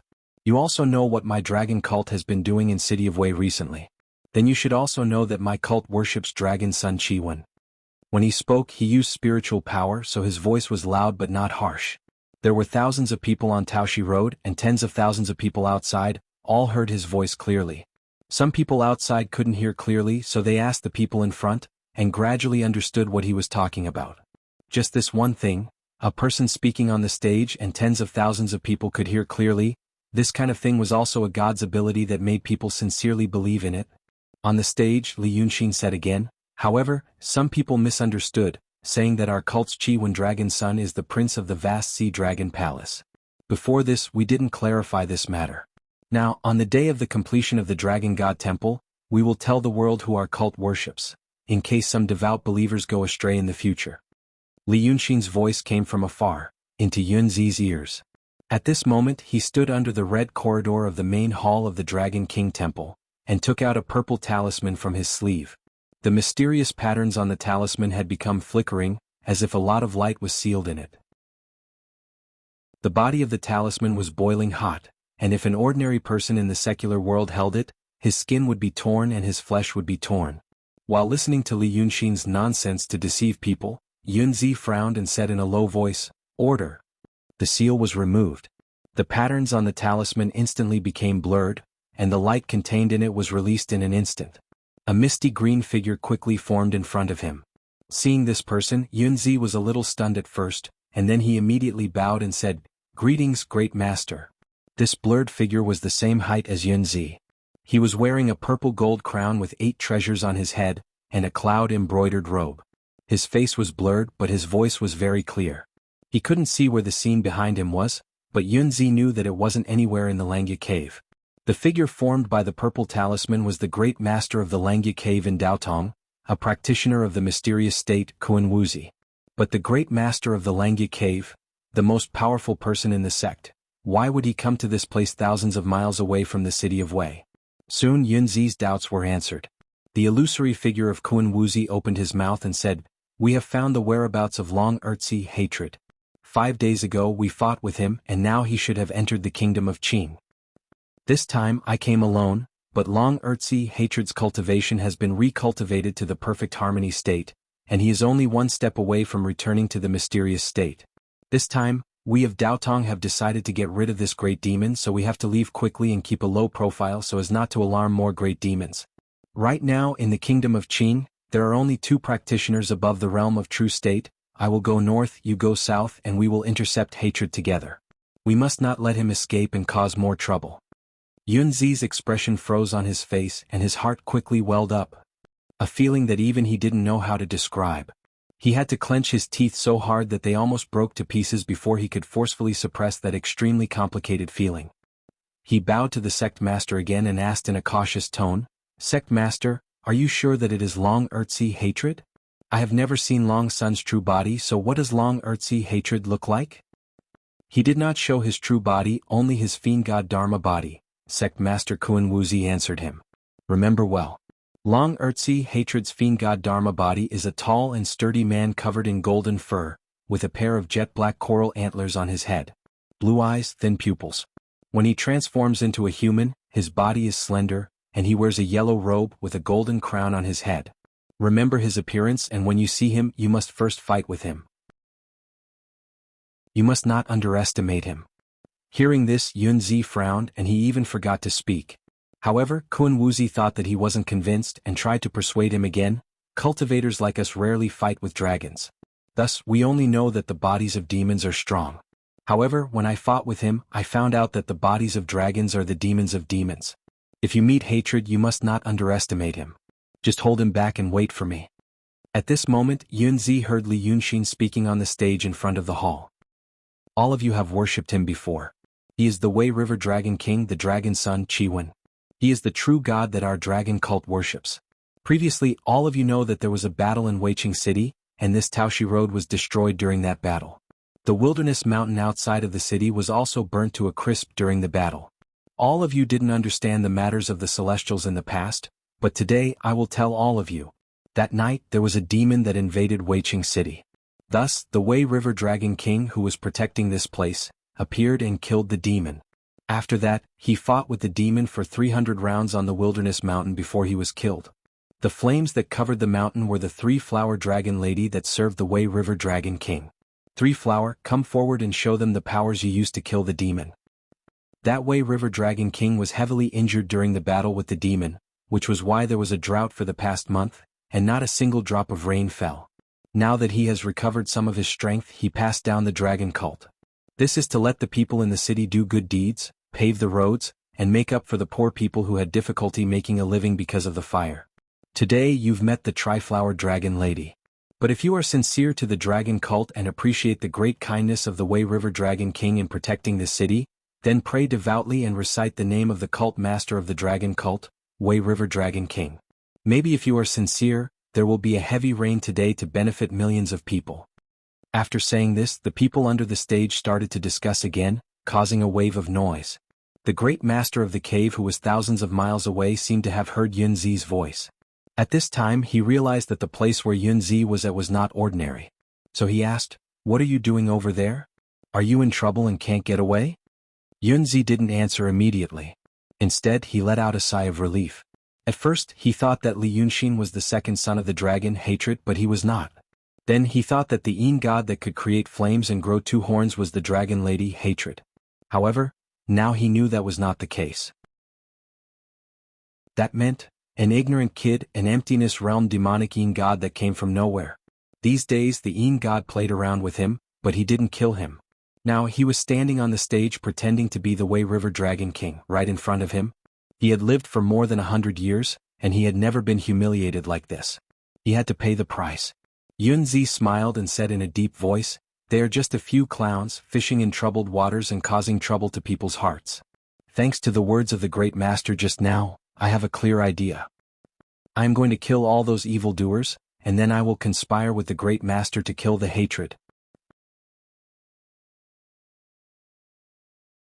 Chapter 185. At this moment, the purple amulet burned out. A piece of talisman paper, which was worth as much as all the businesses in the city of Wei, turned into ashes. Yunzi stared at the ashes for a quarter of an hour. Then Li Yunxin finally got to the point. If you are not sincere, it won't work. If you are sincere, it will work. There are tens of thousands of people here today. But the ones who benefit the most from the rain are the farmers, not the people in the cities and towns like you. If those people are not here, how can the Dragon King send the rain? Sanhua snorted sarcastically. Humph, that's right. Sanzu, Li Yunxin hurriedly interrupted her. Before noon today. If the farmers outside the city of Wei come to the city and sincerely worship the Wei River Dragon King, then there will be a heavy rain before sunset today. And it will bless the land along the Wei River with good weather.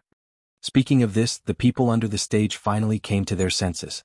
Those who were originally in the front row were the bold ones who got up early and wanted to take advantage of the situation. Now hearing Li Yunxin's words, someone finally couldn't help but raise his head and shout to the stage, after saying this, are you going to pray for rain?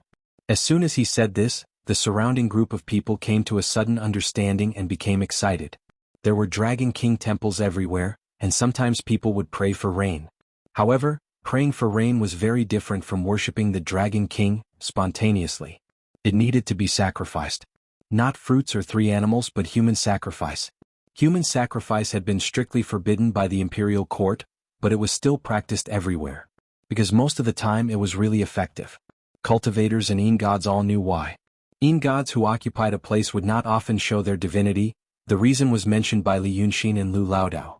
If you often showed your divinity and answered every request, if you didn't do it well, people would be angry. This was called, the heart is not satisfied. Only when you occasionally gave those ignorant people some benefits would they carefully worship you. However, most Yin gods preferred human flesh and blood. Man was the spirit of all living things. Even the Yin spirits had to transform into human form in order to improve themselves. Therefore they had an innate obsession with things like human flesh and blood. However, they were afraid of being eaten by others. Some of them were brave enough to eat in secret, while some of them were cowardly enough to endure it. Only the great demons of the true state and above were not afraid. However, the people of Daotong didn't care much about sacrificial ceremonies. Some cultivators who roamed the world would interfere, but Daotong and the imperial court did not oppose it. Because this was a tradition. Such a thing had existed since the beginning of humanity, and it was deeply rooted in people's hearts. Sometimes, forcing it would make the ignorant people unhappy. The government did not advocate or oppose it. There were even some officials who believed in this and would bring out prisoners who had already been sentenced to death by the imperial court to be sacrificed when the local area was really dry. For a death row inmate, this was a benefit. A life that was supposed to be lost was taken just like that, and his family would be compensated. The city of Wei was an enlightened place. It had been 100 years since the last time they held a sacrificial ceremony. As soon as this question was asked, everyone became excited. The dead praying for rain sounded terrible, but everyone believed that it would not happen to them. They all thought that the city of Wei was a rich and prosperous place. At least in broad daylight they would not drag people onto the stage and kill them. They must have taken people from the prison of the government. Since it was a death row inmate, he deserved to die. But this was not in Li Yunxin's plan. He was not afraid of killing people, but he did not like to kill people for no reason. It would dirty his clothes and offend some people. He smiled slightly. The rain is required. But the human sacrifice is also required. Another voice interrupted him. His voice was equally loud and clear, reaching everyone's ears. The tone was soft and warm, which made people feel comfortable. Yunzi walked over with a mysterious smile on his face. Every step he took covered a distance of dozens of feet. Soon he came to Li Yunxin's side. The supernatural power of shrinking the ground into inches was exactly what people wanted. The audience exclaimed, saying that another immortal was coming. Li Yunxin did not say anything. Yunzi looked at him carefully and then at Dragon Lady. Then he turned to the audience and said, "The human sacrifice is necessary. But not now. I am the president of the Institute of Law of the Langya Cave of Daotong, enlightened immortal Yunzi." He said this and soon realized that he made a mistake. Immortal was already the most extraordinary existence in these people's hearts. They also thought that an emptiness state cultivator was an immortal. As for the cave Institute of Law enlightened immortal, what the hell were they? People knew about the cave just like people knew about the heavenly court. But they did not know that the head of some department in the heavenly court was some little immortal. So they looked at each other and asked, "What is the Institute of Law? Enlightened immortal is not as powerful as immortals," and so on. Then they looked at him blankly. Yunzi sighed, I am the real immortal of the cave. His wish was finally fulfilled, and he could hear the people gasping and exclaiming in unison. I came here to bless the land and kill the demons. He emphasized the last 4 words and glanced at Li Yunxin. Then he said, praying for rain to bless the people is a good thing. Now that the dragon cult wants to pray for rain, I wish him a hand. I wrote a prayer to the heaven and earth to pray for a heavy rain. But in the city of Wei, there was a demon who stirred up trouble and angered the people. Yunzi softened his tone and said in a low voice, so there was a drought for more than a month. To ask for rain, ordinary sacrifices are not enough. It must be a demon who is full of evil and has mana as a sacrifice. Only then can you ask for happiness. But now, he turned to look at Li Yunxin, let the cult master of the dragon cult show his supernatural power first. After showing his supernatural power, haha, I will then offer a sacrifice to the Dragon King for you. His words were easy to understand and the people under the stage all understood. So they realized that not only did someone cast spells to make rain, there were also people who cast spells to catch and kill demons. This matter was going to be really interesting. Suddenly the crowd was boiling with joy. They whispered to each other that today's trip was not in vain. Finally there would be a good show to watch. They wished they could call their mothers, daughters-in-law and sons to watch together. Then it returned to the bustling market from before. Yunzi looked down at the crowd from the high stage. He turned around and his robe sleeves fluttered. He was really like an immortal. He walked slowly to the front of Li Yunxin and looked at him calmly, you are smarter than I thought. Li Yunxin raised her eyebrows and lightly patted the folding fan on her palm. What kind of amazing thing have you learned? She asked. Not much. But Yunzi suddenly let out a self-deprecating laugh. Previously I thought you were the Lord Tongtian, so I talked a lot with you. Later I thought you and the Lord Tongtian worked together to set up this trap. Although I was a little disappointed looking at your age, I thought you were a genius. He snorted, it's just that now I know that you, kid, are just another sharp-tongued, gutsy fugitive. But you are a fugitive who cultivates the path of painting. Li Yunxin's action of tapping her palm with the folding fan paused slightly. But he quickly hid it with a smile. All this was seen by Yunzi. He walked closer to Li Yunxin and put his hand on his shoulder. To the people under the stage, it looked like Sendo was talking to the dragon cult master, and it was just an intimate action. But in fact, Yunzi only touched Li Yunxin's shoulder and then withdrew his hand. He walked to his side and stood beside him. Yunzi looked at the people under the stage side by side with him and said in a moderate tone, Dao Tong shepherds the world, so he has to take care of many things. For example, the city of Wei is a big city, and its influence is not limited to one prefecture or one state. In the city of Wei something happened. A whole street was destroyed. The demon cultivator showed his divinity in public and so many people died. Dao Tong is responsible. He slightly tilted his head to look at Li Yunxin. There must be an explanation. Otherwise, why do you think the imperial court didn't send an official here 2 months after the accident, and no one else investigated this matter? Because this kind of thing should be handled by Dao Tong. I'm here to handle this matter. The Jade Script of Illumination. Ling Kongzi. One is an object and the other is a person. They're just points. And the influence of the matter is the surface. Do you think I'm here for the Jade Script of Illumination? For Ling Kongzi? No. I'm just here for the matter itself. Since I'm here, I need an explanation. Do you think it's interesting to pretend to be Lord Tongtian and lure me into a trap, huh? Yunzi chuckled softly. When I was your age, I also liked to walk between cliffs and ferocious beasts. I was a famous knight-errant at that time. I liked that feeling. Life and death were on the line, but it was in my control. But I did that. I walked between cliffs and cliffs with iron chains around my waist. I walked among ferocious beasts whose teeth had been plucked out. I was sure they couldn't hurt me. But you, Yunzi looked at Li Yunxin with eyes like 2 arrows. You deceived a Taoist immortal with some tricks that you thought were exquisite. Don't you know you are seeking death? I thought you were Hatred, the son of Long Erzi. When Lord Tongtian said so many things to you, did you think it was true? Yunzi looked at him. With a sneer, he turned his head again. I'm the president of the Law Academy of Langya Cave of Dao Tong. Even if I want to plot and get something, how can I collude with demons? Want that hatred to sleep beside my bed? What a joke. Not only can I obtain power, I can also obtain a mystical merit of killing the dragon son. Why wouldn't I want it? But you are not Hatred. The female monster beside you is also not Yazi. Although I don't know what method you used to get the dragon chi, you seem to have not realized one thing. You've already sent yourself to the position that I've left for the dragon Sun Yazi in my plan. The real hatred may be able to fight like a cornered beast. But you. Yunzi looked at him with slight mockery. Do you still think it is interesting to walk between cliffs and ferocious beasts? You think you are smart, but you have provoked someone you shouldn't have. Now I really want to see how you can summon a heavy rain. Well, some mean spirits with supernatural powers can sprinkle some rain from the sky. I have seen this kind of thing. Those so-called Dragon King, worshipped in remote places in the mountains and streams are mostly like this. But now listen carefully. Yunzi turned sideways and said to Li Yunxin seriously, I promised them a heavy rain, so I need a heavy rain. I also told them to kill demons to sacrifice to Dragon King. If you can't get the rain, then you are the demon. I won't kill you immediately. I will let you suffer all the pain in this world so that you can ask yourself, how dare you lie to a perfected person? Li Yunxin's expression changed as if he was trying hard to suppress his feelings. After a long while, he finally heaved a sigh of relief and took a step back from Yunzi. He blinked and said, Why are you so angry?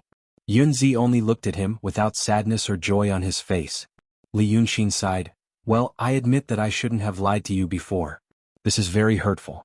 Just now in the red corridor, I shouldn't have quarreled with you, okay? After saying this, he looked at Yunzi's expression again. Yunzi still didn't move, nor did he speak, only staring at him. But the people below the stage saw that the two immortals on the stage didn't move and only talked for a long time, so they became a little impatient. At this time it was already noon. The sky was gloomy and hot, and now with so many people gathered together, it was even more stuffy. They really wanted to immediately have a rain. Even if it was a drizzle, it would still cool people down. Therefore, the people below the stage slowly began to discuss. One person definitely wouldn't dare to ask two Sendo to do something. But a group of people or 10,000 people was different. The collective consciousness wrapped around them, and finally, the desire in their hearts converged into a unified voice. They began to ask the leader of the dragon cult to quickly send down the rain to relieve the heat of the summer. Both Li Yunxin and Yunzi heard this voice. Li Yunxin sighed heavily again. How about this? Since everyone's request is so strong, then, if I can really ask for a heavy rain, let's not be so stiff and talk about it, okay? A meaningful smile appeared on Yu Yunzi's face. You're not the son of a dragon, and neither is that demon. How can you ask for a heavy rain? I have my own way. Li Yunxin spread out his hands. So it's settled? Okay. Yunzi smiled even more happily. Then it's settled. Li Yunxin immediately turned around and directly raised his voice. Then I will give you a rain. After he said that, he reached into his sleeve and took out a magic brush. Then his robe sleeves surged as if suddenly filled with strong wind. The magic brush in his hand seemed to become extremely heavy at this moment, and it took all his strength to move it in the void. It was as if this brush was affecting the faith and spiritual chi of the whole city of Wei, and even the entire Wei River. So, you want to use the whole painting array outside the city plus the power of faith of these people and those people outside the city, to draw a rain from somewhere else? Yu Yunzi suddenly spoke from behind him. His voice was cold as if it was cut by a knife. Building bridges, paving roads, building righteous canals, these are used to deceive people, and today it comes in handy. It's a good plan. But why do you think I asked you to kill the 36 cultivators? Do you really think it's just to give me an excuse to get the power of Dao Tong? Chapter 186. It was common sense that one should not easily withdraw one's spiritual power when performing a spell. That was because the unformed painting array or book array was like a pool that contained turbulent spiritual power. Now an opening was made in the pool, and a thin magic brush was used to stir a certain key point. The original balance was disrupted, and a new balance was formed. Finally, the spiritual power flowed into a system, and became a circular array. This was the finishing touch. The finishing touch of an ordinary painting really only needed one stroke. But now, Li Yunxin was controlling the big array using the city of Wei and the land outside the city of Wei as the painting paper. It was not that easy to finish it. But he could not stop now. Once he forcibly stopped, the backfire would not just be the spiritual power of a painting, but the spiritual power of hundreds of thousands of people's yang qi and faith. But he could be distracted. He slowly and painstakingly wrote the last stroke and said, "You actually know." He turned his back to Yunzi, and his voice did not have any other meaning. But because he used all his strength to guide the big array, he was a little breathless. "I know. So you can't pray for the rain today." Yunzi took a step back and walked to the side of Li Yunxin so that he could also see the actions of the three flowers. You used the painting array to pray for rain, and then the power of wish skyrocketed. As for who the power of wish was given to, maybe it was not the demon I thought. But it doesn't matter. Your plan is a series of plans and so is mine. Enough of the drama. It's time to get down to business. Yunzi said this and took 2 steps back. But he did not make a move and only quietly looked to the northwest. Suddenly, a stumbling figure appeared in the crowd. She turned out from an alley wearing a ragged Taoist robe and rushed around. She was a little far from the high platform so it was not clear what she was shouting. But everywhere she passed, people showed panic and hesitation on their faces, and looked directly at Li Yunxin on the platform. It seemed that it was a female Taoist. She attracted the attention of many people nearby, and they all made way for her. Because she was covered in blood, and her clothes were torn, revealing the wounds underneath. It wasn't a sword wound but rather a bite from a ferocious beast. Ordinary people could not tell the difference between the 2 kinds of wounds, but they were all stunned by the blood on her body. It was not every day that they could see such a seriously injured person running in public, and the content of her shout was even more appalling. The one on the stage isn't the Dragon King but a demon. It wants to kill all of you and refine you into Yin spirits. The crowd didn't really understand what to refine into a ghost meant, but they heard the first 3 sentences clearly. However, even though the wounds on this woman's body were frightening, her words were too shocking. For a moment, people only regarded her as a lunatic, and no one was willing to touch her.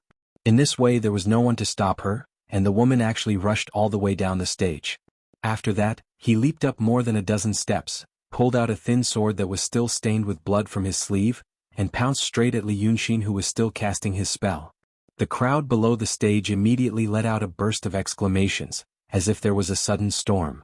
At first they thought that she was a madwoman but now that they saw her skills she was clearly a kung fu master. The light of the sword went straight for her face. Li Yunxin didn't move and only shouted, "Stop her." As soon as he finished speaking, Sanhua who was behind him, rushed forward, just like how he killed the 2 cultivators that night. With just one palm, he shattered the thin sword in the female Taoist's hand. Another palm went straight for the female Taoist's face. The raging flames in the air whistled, and it seemed that the female Taoist's head was about to be smashed into pieces. At this moment Yunzi who was standing on the side and watching coldly shouted, "Stop!" Then with a flash of golden light, he waved his sleeve and forcibly pulled the female Taoist, who was covered in blood, from the raging flames of Sanhua's palm to him. Sanhua made a sound of annoyance, but then she heard Li Yunxin shout in a low voice, "Enough. Step back." Dragon Lady stared at the female Taoist for a while with dissatisfaction, and then looked down the stage. The act of breaking the thin sword with one's bare hands was simply too exciting, and the crowd below the stage was watching with great interest. Seeing that the female Taoist was saved, there were still a few people who sighed, unsatisfied. Why didn't they continue fighting? But then they saw Yunzi help the female Taoist to stand steadily, and after looking up and down he exclaimed, "Taoist friend Qing Fuzi? How come it's you? There's a change in the city." Qing Fuzi held his arm, looked at Li Yunxin and gnashed his teeth. This person is not the Dragon King but a demon. They have refined a group of ghosts inside and outside the city of Wei, intending to turn the city of Wei into a land of death. Hearing this, Yunzi suddenly raised his head and looked at Li Yunxin. "Is this true?" Li Yunxin squinted at the 2 of them and finally finished the finishing stroke. As soon as the stroke was finished, a cold wind suddenly blew between heaven and earth. The wind did not blow from east to west, nor from west to east. Instead, it was like a whirlwind that rose from the ground and no one could tell where it came from. Just like that, it flowed through the crowd in the city. And because of this wind, the originally gloomy rain clouds were pressed down even lower. It was as if one stood a little higher, they could touch the moisture in the sky with a stretch of their hands. The spiritual qi and the power of vow within the radius of 100 miles were finally affected by the finishing stroke, and began to circulate in accordance with the weather. Li Yunxin finally let out a sigh of relief after this was done. He didn't care about the eyes of those people and only stared at Qing Fuzi who was beside Yunzi for a while and pointed at her. "I didn't find you previously and I thought you were killed by him. Now it seems that you have been put in an important position, and your acting is passable. Do you know what I'm waiting for? I'm waiting for you." He no longer used supernatural power to speak, and the people below the stage couldn't hear him. Instead, Yunzi frowned and shouted again with supernatural power, "So you're really a demon? Li Yunxin suddenly laughed. Save it? You want to act with me?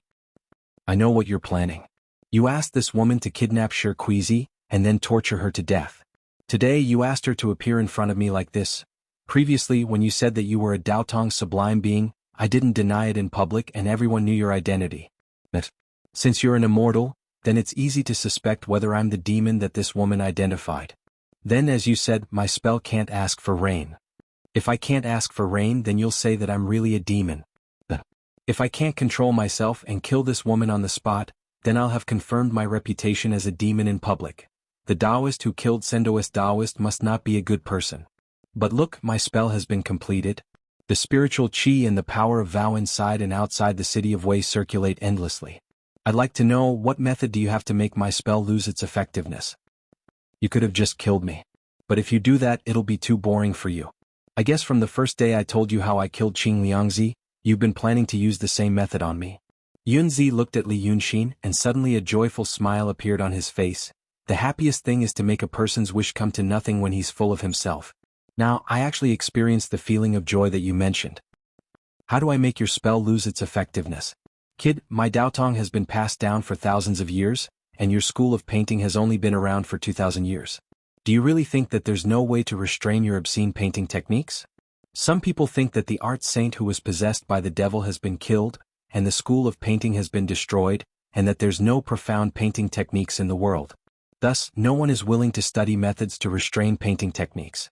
But I happen to dabble in this. As for this method, Yunzi took a step forward and looked at Li Yunxin. Your spell is the finishing touch and I have the same method. But, he turned to look at Qing Fuzi, the eye of my spell is a human. It said that when the art saint was destroyed 1,000 years ago, the high-level cultivators suffered heavy casualties. That devil was extremely cunning, and it was very difficult to kill him with ordinary methods. Thus, an extremely talented cultivator thought of a method, and with this method as well as the sacrifice of dozens of high-level cultivators, they finally defeated that devil. After that, because this method was too cruel, it was sealed away. If you want to know, it's a human sacrifice. Yunzi reached out and patted Qing Fuzi's shoulder. The female Taoist, who was covered in wounds, was immediately nailed to the ground by a powerful spiritual force, unable to move. She could only stare at the true state Taoist beside her, as if she understood something. You killed more than 20 people and I killed more than 10.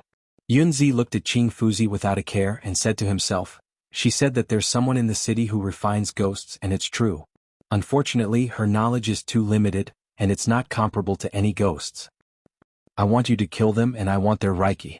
I've already left talisman marks on their bodies.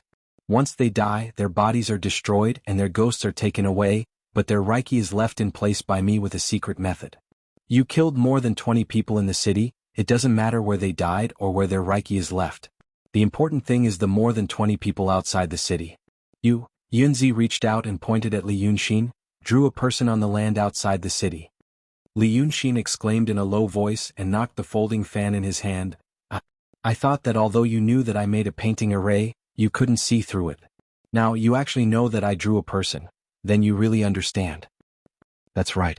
Using the city of Wei and the land around it, and the original direction of the roads, rivers, forests, and fields, plus I added dozens of strokes in the name of building bridges and roads. I drew a person. Yunzi smiled. Now that your array is done, I can also feel the direction of the Reiki. It's leading the Reiki to the sky and it's leading the turbid air to the sky. Yin and Yang collide and it's going to turn into rain. Such a big array can bring rain, and those people's power of vow will increase greatly. But who are you going to give this power of vow to? Of course it's for myself. Such a good thing, why should I give it to others? Li Yunxin said with a smile. Yunzi only thought that he said it in the spur of the moment, and didn't care about it and didn't ask further. He patted Qing Fuzi's shoulder again. It's fine if you don't say. Then I'll tell you the finishing touch of my array. It's this person. In a while, I'll let you kill her in front of everyone right here. Once she's dead, the eye of the array will be formed. The dozens of spiritual eyes formed by Reiki outside the city will draw the Reiki left behind by the 20 people you killed in the city. Then, with the help of the endless Reiki in your array, you'll refine them into Yin spirits. Yin spirits, not Yin spirits. Without any consciousness, they can't be hurt by ordinary methods. In other words, They can hurt you but you can't touch them. The shape of the Qing Fuzi was borrowed from this method of refining yin spirits, but it's slightly improved. As for you, once my array is completed, I'll force out the real body of the demon beside you in front of everyone. This thing, the power of vow, whether it's good or bad wishes, is like water being filled into a skin bag. Right now, tens of thousands of people in the city of Wei believe in you, whether it's the demon beside you or the demon that I don't know yet. Once those people see that you can't get rain, and you're not Dragon Son or Dragon King, their faith will collapse. The water in the skin bag will be sucked out in an instant and then you'll suffer. Now, I'll become my array, and use the Reiki that you used to pray for rain to sacrifice my yin spirits. When those ignorant people think you're liars, demons, Li Yunxin suddenly raised his hand, took a step forward, and smashed Qing Fuzi's head with his palm. Then he wiped his eyes, waved his sleeves and dispersed her ghost. When he did this, Yunzi was still talking but his words were stuck in his throat because of his action. After a while he frowned. You? Thank you for your patience and persuasion, but you may not know that villains die because they talk too much. You don't have the protagonist's halo. Li Yunxin put his folding fan back into his sleeves, amidst the panicked exclamations of the people below the stage. Then he took 2 steps back, wiped away the mischievous expression on his face and said seriously, "You said so much just to tell me that you watched me complete this array but didn't say anything. Just to use the spiritual power of my array today to complete your array to refine the yin spirits, and at the same time, make me unable to manifest my divinity in rain. Then, force me and the silly lady behind me to show their original forms, so that their power of faith will collapse. In this way you first remove our foundation, then cut off our source of faith and refine your yin spirits. It's really killing 3 birds with 1 stone. If you want me to kill her, just say it. Why do you have to be so long-winded? Now that I understand your plan, my heart finally calms down." Then Taoist Yunzi. Li Yunxin sighed, "Do you realize that you're not right now? For example, why don't you try to activate your array and see what kind of magical effect it will have?"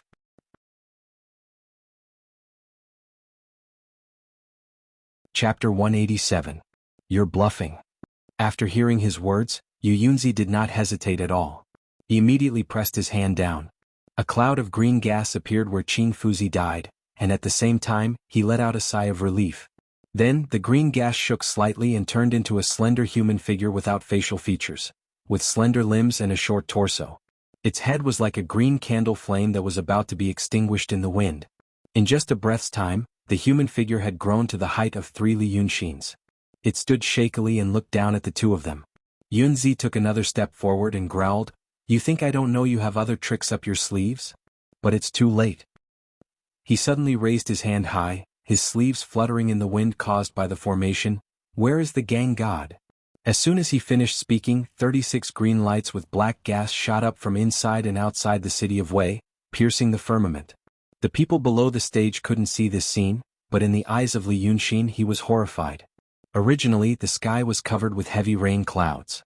But now the 36 yin spirit gang god formed by the spiritual qi of the dead Taoists pierced into the clouds, and the rain clouds underwent a terrible change. In the eyes of cultivators the clouds were no longer gray, but dark green. The wind between the heavens and the earth was no longer whistling. Instead it was countless tiny shrill cries. "Why did you kill me? You must take revenge. You died an unjust death." These were the words left behind by the cultivators before they were killed. The resentment of the nether spirits quickly seeped into the spiritual qi circulation in the formation drawn by Li Yunxin, like poisonous vines reaching into the human body along the blood vessels and meridians. And in a sense what Li Yunxin drew was a person. The resentment of the nether spirits did enter the body of the person. But it was far from being able to completely occupy and erode the spiritual qi in the formation. After all, the spirit qi was based on the faith of tens of thousands of people. The faith of these people below the stage was the source of the spirit qi of the formation. Of course, Yunzi understood this. He used 2 breaths of time to say 2 sentences and do 2 things. Li Yunxin, on the other hand, seemed to have been frightened by this situation, and he also took 2 steps back. He stared at Yunzi, then looked at the confused people below the stage who had no idea what was happening. He pointed at the Taoist priest and shouted, "Impossible!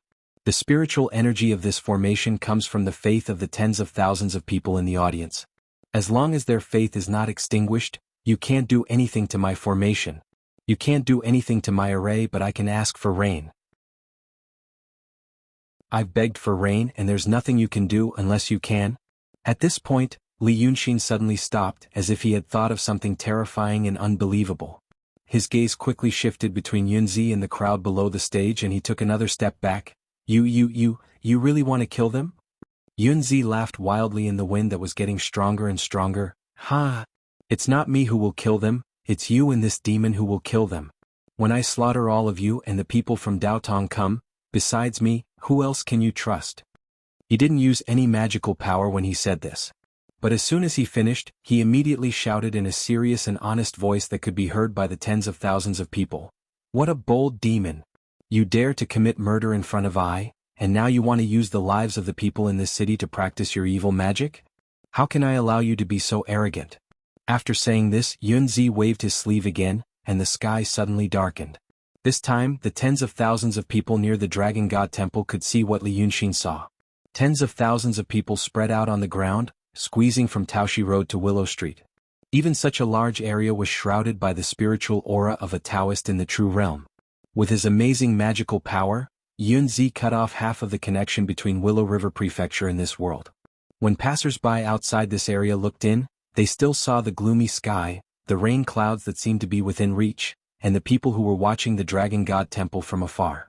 However, once he stepped over the dividing line, he would never be able to get out again.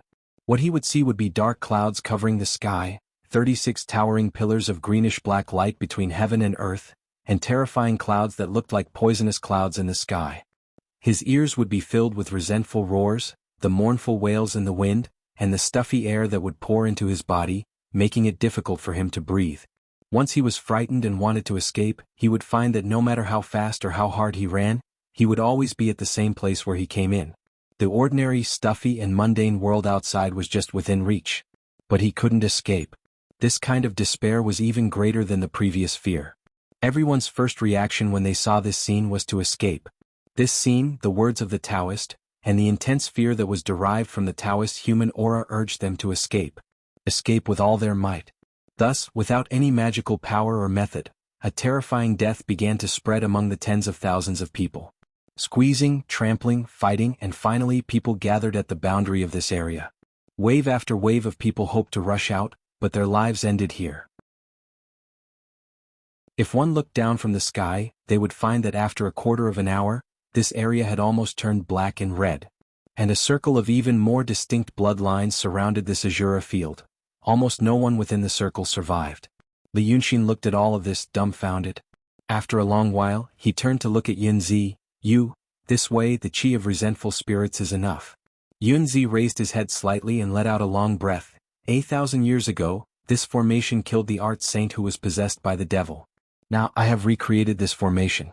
At that time, it was 108 profound realm cultivators that were refined into Yin spirits. Now I only used the 36 celestial stars to refine divine Yin spirits. At this time you should really understand what I mean.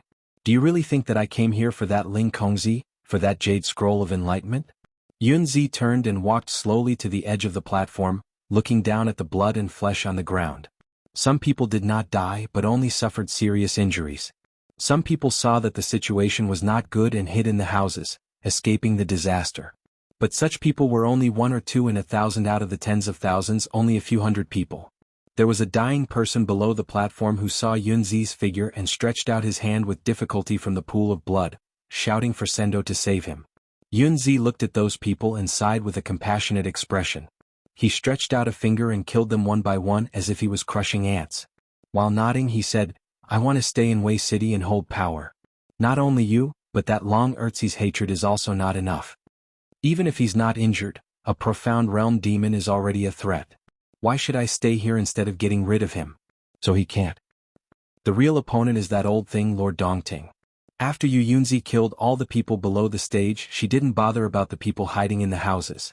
He just put his hands behind his back and looked up at the green clouds in the sky, sighing in the strong wind. That old thing turned into a human 3,000 years ago, and was imprisoned in Dongting 2,000 years ago. After Long Sun came out, people's eyes were fixed on Long Sun and those restless big demons. How could they know that Lord Dongting is the terrifying opponent who holds the greatest secret in this world? And because of that secret he watched Chi Wen die. My array is done, so I will use it to fight against that old thing. Let's see what he is guarding. Yunzi turned his back to Li Yunxin. He didn't care about him and that dragon lady at all. He had seen through all the opponent's plans. He also knew that there were 4 demons with him. Those 4 demons were outside the city. However, no matter what they were planning outside the city, it was nothing to worry about. Kun Wuxi, the head of the Dongting Heaven, said that there were only 2 high-level cultivators in the kingdom of Qin. But in fact there was a third one. Not counting Lin Liangzi of the Freemasonry, he had already invited a fellow cultivator a month ago. That was a Taoist master of the Kenzo named Tong Fengzi. His cultivation was unparalleled, and his sword chi could come and go freely from 100 miles away. Later that Kenzo cultivator would go outside the city of Wei to clean up the 4 demons. It was really a waste of his talents, and then he would come and meet him in the city to plot against Lord Dongting. Moreover, his great array was done now. As he turned his back to Li Yunxin, he said these words unhurriedly. At the same time, he used his spiritual power to guide the soaring resentment of tens of thousands of dead people into the array that Li Yunxin had set up. He let his spiritual power run along the meridians of the array's spiritual chi flow, and let the resentment he guided slowly erode the spiritual chi in the array until it was completely replaced. Slowly, he realized that this array was really exquisite. The points and knots he set up were all decent, and had the demeanor of a master. That Li Yunxin used the canals, roads and various points to draw a person on the vast land of the city of Wei. Not only was it a human shape, but he also arranged the meridians within. This kind of technique and vision could be considered a genius of the present age. His array was getting stronger and stronger. Finally, in 6 breaths' time, it completely expelled the spiritual chi in the array that Li Yunxin had set up, and used it for his own use. Now, the city of Wei and the land within 100 miles around it are all under the control of my array. Yunzi looked up to the sky and let out a long sigh. It is said that the art saint who was possessed by the devil was good at using arrays. Therefore, this nether spirit array is the array of Li and Taojiang, using resentment to replace spiritual chi. No matter how exquisite your array is, it will eventually become mine. I can command it like my own arm and it will be easier than you to control it.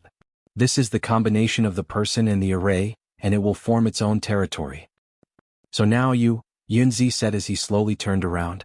Turning was an effortless movement, but he stopped in the middle of it.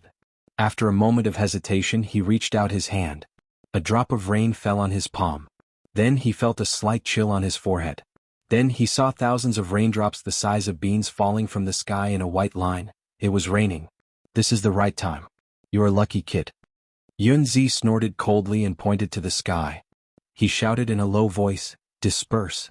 After this sound, the originally dark green clouds in the sky immediately rolled and dissipated. But what was revealed was not the sun and the azure sky, but the clouds were rolling like snakes of lightning, and the gloomier and heavier clouds. Yunzi was stunned and his eyes widened. A thick bolt of lightning flashed through the clouds, and instantly illuminated his face.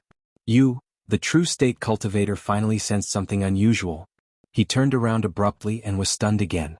The person standing behind him was no longer the white-robed Li Yunxin. Instead, it was a tall demon god. His body was covered with pale green scales, and his neck was covered with a thick, snow-like mane. A pair of ferocious red horns stood upright, and his head was slightly lowered. With a cruel and mocking expression, he stared at him with a pair of golden eyes. And the dragon lady behind him was nowhere to be seen. "It's not the right time, idiot." The demon god stretched his back, and the scales on his body clanked, as if countless sharp blades were rubbing against each other. He seemed to have been restrained for a very long time, and endured for a very long time. Now he could finally do something freely, so even his tone, smile and action seemed wild and arrogant. "That's me summoning the rain." As he spoke, he raised his left hand. In the center of his palm, a cloud and mist curled up, and in the cloud and mist, there were hair-like tiny lightning bolts rolling. It was as if the lightning and clouds in the sky had all shrunk into his palm. The heavy rain had formed and Yunzi's hair was drenched. But his wrinkle-free Taoist robe was not wet at all, which made him look very strange.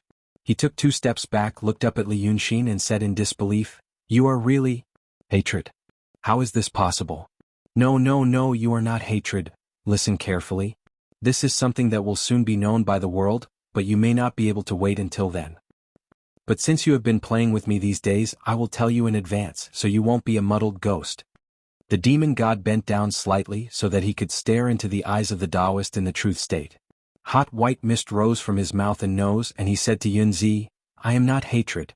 I am the Wei River Dragon King Li Yunxin.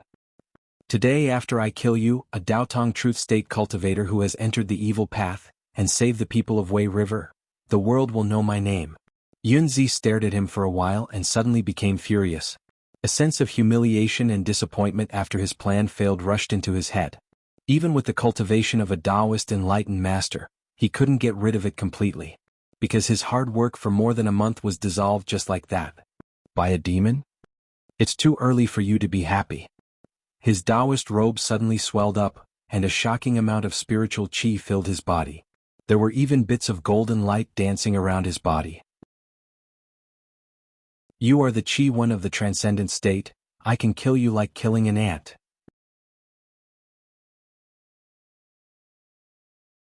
Chapter 188. As soon as he finished speaking, Yunzi struck out with his palm. The bodies of cultivators were not as strong as those of demons and monsters. However, the difference was like heaven and earth when one stepped into the true realm. If a true realm cultivator's palm landed on the body, even the dragons who were known for their strength would be at a disadvantage. The two of them were so close to each other that the palm strike was unavoidable. Before he could see how the palm strike arrived, Yunzi's palm had already landed on Li Yunxin's waist. Then Yunzi used this palm strike to fly up into the sky. When a cultivator stepped into the transcendent realm, they could fly in the sky. However, people liked to have their feet on the ground. Flying in the sky was shocking and it was not convenient at all times. But now Yunzi realized that he seemed to have fallen into the opponent's trap. Even the platform under his feet made him feel uneasy. He was afraid that there was some hidden conspiracy. He thought that he was good at strategy, but now he encountered a strong opponent. When he was sure that he would win, the stronger the opponent, the more interesting it would be. However, once he became the one being played, he didn't have the mood to continue playing. Since he didn't have the mood to play, then he would use force to defeat 10. Right now, he didn't want to be distracted thinking about the various points that he couldn't figure out and the contradictions in his knowledge. He only wanted to use the realm of Daoist enlightened master and his Yin spirit formation to directly kill that self-proclaimed Wei River Dragon King, Li Yunxin. Who cared if he was Li Yunxin or Dragon Son Chiwen? Then he would slowly think about what went wrong. He flew straight up into the sky, and a magic brush that shone with golden light floated out from his sleeve. Daoist enlightened master operated his spiritual power, and his body suddenly shone with multicolored light, as if a real immortal had descended to the world. First, the mystic light mirror appeared behind him, protecting his back. Then, the mystic light mirror appeared from the mirror and formed a formation with swords in their hands. Some were glaring at him, some were laughing happily, some had a gloomy face and some looked distressed. All kinds of love tribulations he had gone through had been refined into this protective spirit child. Once the formation was complete, even a profound realm Taoist master would have to expend some effort to destroy it. This defensive technique was formed in a breath of time. Yunzi snorted coldly and waved his left hand in front of him. Immediately, a long golden scroll appeared in the void. It was thin and flexible, but it also pushed back the torrential rain, forming a golden shield of light. Then Yunzi grabbed the magic brush in midair and glared at Li Yunxin. Little brat. Today I will first chop you into a Yin ghost and then refine you into. On the other hand, Li Yunxin, who was lying on the ground, did not move at all after receiving his furious palm strike just now. In the heavy rain, he raised his head and watched as Yunzi laid out the array formation around him. When the golden ball was formed and Yunzi started to spout arrogant words, he laughed maniacally. You want to kill me? Dream on. As soon as he shouted, the entire platform of the godly dragon temple turned into powder. In the midst of the smoke and water, a dragon with a blood horn, black scales, and a snow-white mane rose into the sky and pounced on Yunzi in midair. Yunzi was only 1,000 feet away from the ground. As soon as Li Yunxin showed his true form, his body expanded, and the dragon's kiss arrived in front of him. As the saying goes, the wind follows the tiger and the clouds follow the dragon. As soon as his true form appeared, the heavy rain within 100 steps turned into thick clouds. The thunderous roars were deafening. Every time the iron scales on the dragon's body rubbed against each other, a thick, bright and dazzling bolt of lightning would strike Yunzi's defensive formation. As soon as the dragon's kiss and the bolt of lightning arrived, the entire area in front of Yunzi immediately flashed with golden light. It was as if countless small suns were shattered between the two. For a moment, only the dazzling light and the bolt of lightning were left in the sky. When a Taoist master wrote a talisman, the Taoist law restriction within 3 steps in front of him was far more powerful than that of Ling Kongzi. However, even if the restriction was more than 100 times stronger than before, it was still useless in front of Li Yunxin's true form, because he was a dragon who had cut off all ties with this world.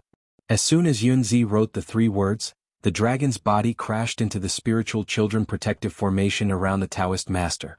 As soon as it crashed into the formation, it opened its mouth and bit. The giant mouth of the true form of Qi Wen could swallow Yunzi whole. However, as it bit down with the force of the wind and thunder, only half of the 36 spiritual children were swallowed in one bite. The other half of the spiritual children immediately split up and replenished the formation of the 36 spiritual children, allowing them to withstand the gigantic kiss. Although he had resisted Li Yunxin's fierce attack, Yunzi was greatly shocked. The 3-step barrier didn't work. Putting aside the barrier of 3 steps, how could his protective spiritual child dipper formation be broken in half in just one move? At this time this dragon son was only at the transcendent realm. Because of the battle just now, the power of wish of the people inside and outside the city had increased greatly. He had gathered the power of wish of hundreds of thousands of people to break into the peak of the transcendent realm. But he was still only at the transcendent realm. The formation that even a profound realm Taoist master had to spend some effort to break, how could it be so fragile? There was no time to think carefully. He quickly finished the last stroke on the cloud. The 3 words he wrote now were the same words that Ling Kongzi had used when he was facing the 9th young master who was rushing down from the sky that night. Calm the storm.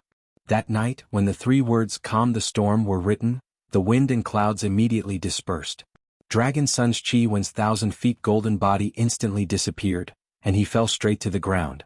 However, at this moment, when the 3 words were written, he looked at Li Yunxin's dragon body again. After the first attack failed, it immediately flew up into the sky, and then with the rolling thunder and lightning, it pounced down again.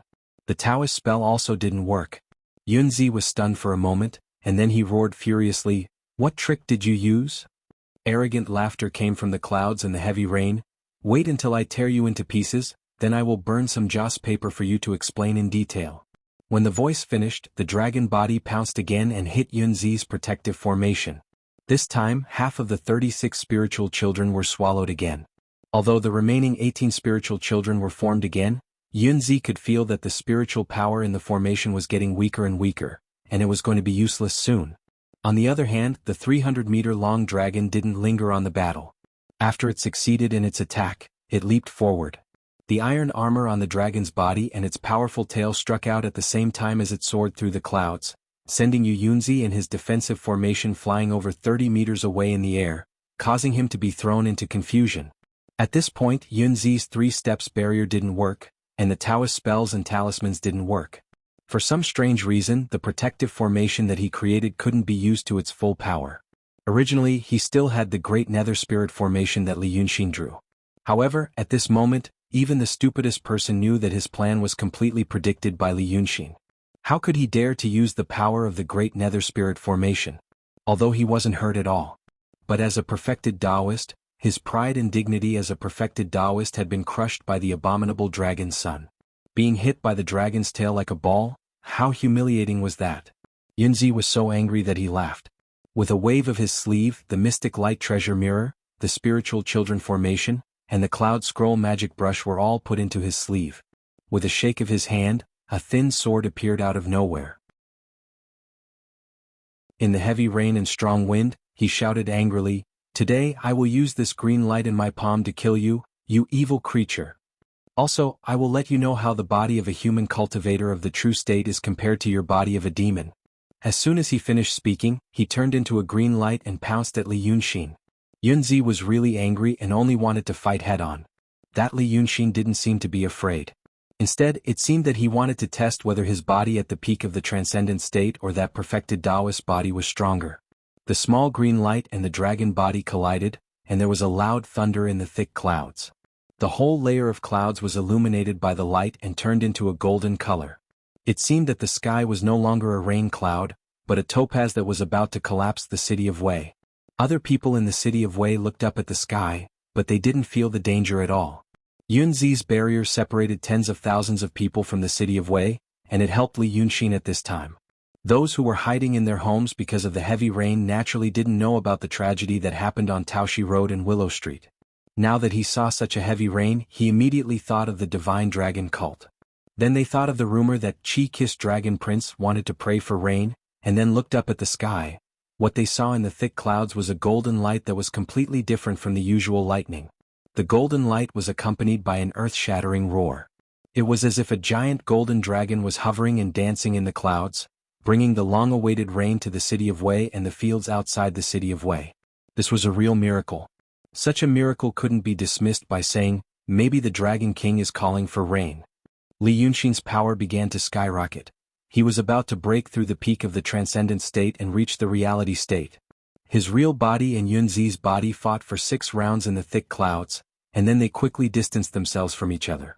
The green light in Yunzi's hand was already broken, and his hair was a little messy, but he still looked decent. He floated above the thick clouds below him. Lightning flashed and thunder rumbled under his feet, while the clear blue sky surrounded him. The gray clouds were like an endless land. At this time they not only shrouded the city of Wei, but also a large area of wilderness forest and wilderness mountain near the city of Wei. He was shocked. Dao Tong wanted to deal with demons, so he naturally had to understand them. As for the demon's body, at the same level, a human cultivator couldn't compare with a demon. But there was no comparison at all when it came to a higher level. However, this conclusion was for ordinary fiendish demons.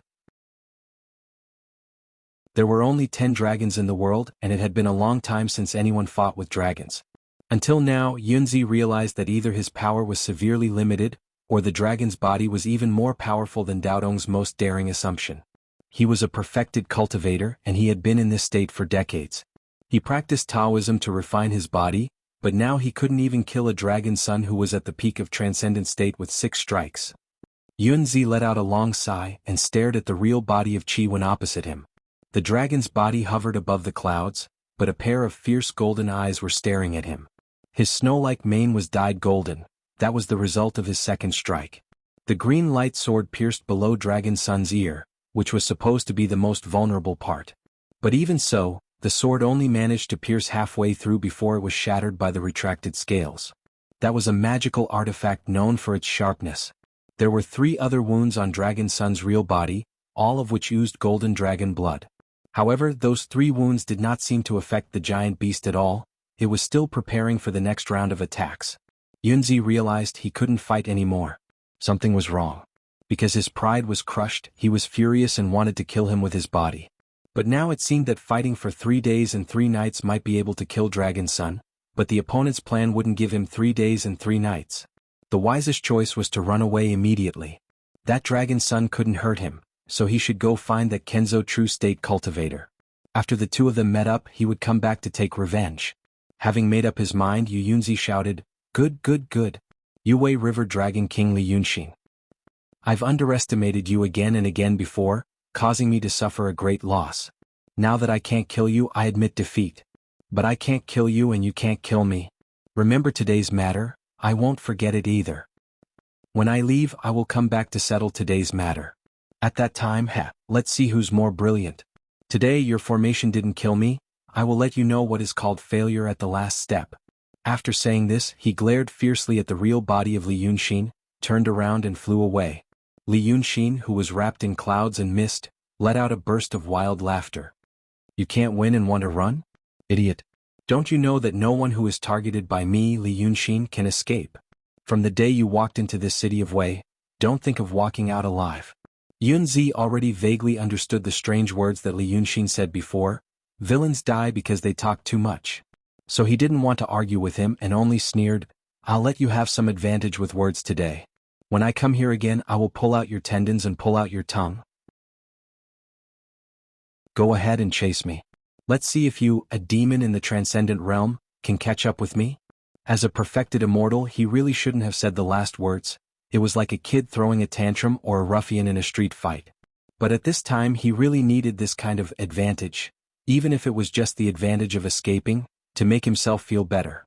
But after saying this, he realized that he had made another mistake. Hearing, Li Yunxin, who was wrapped in thick clouds and mist, once again laughed wildly. Then he let out an earth-shaking roar, "Where is Emperor Yi? If you don't come to help me now, when will you?"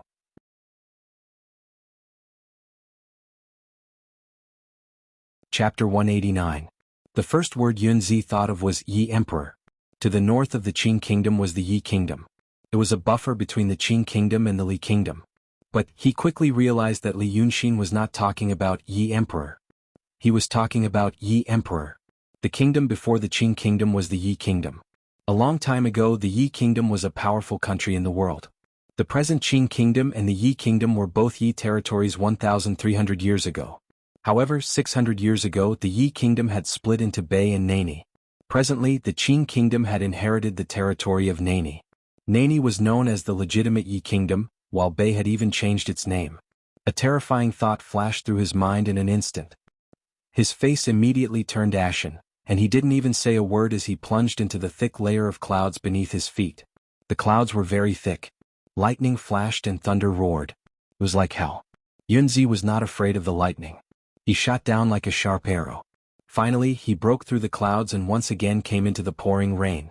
He was still in the sky above the city of Wei. But, looking down from here, he could see the full view of the city of Wei shrouded in water vapor. And so, he saw what the people in the city of Wei could not see. The land of the city of Wei was boiling. It was like it had become sticky porridge. The houses and streets in the city were just illusions. Although the boiling land was an illusion and the houses and streets were real, Yunzi knew what could truly pose a threat to him.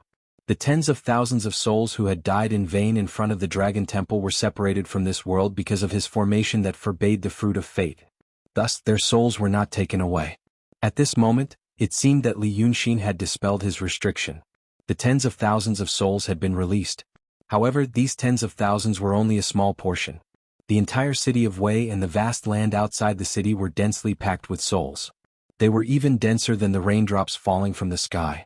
At this moment, this piece of land had almost become a ghost town. However, this was not what shocked Yunzi the most.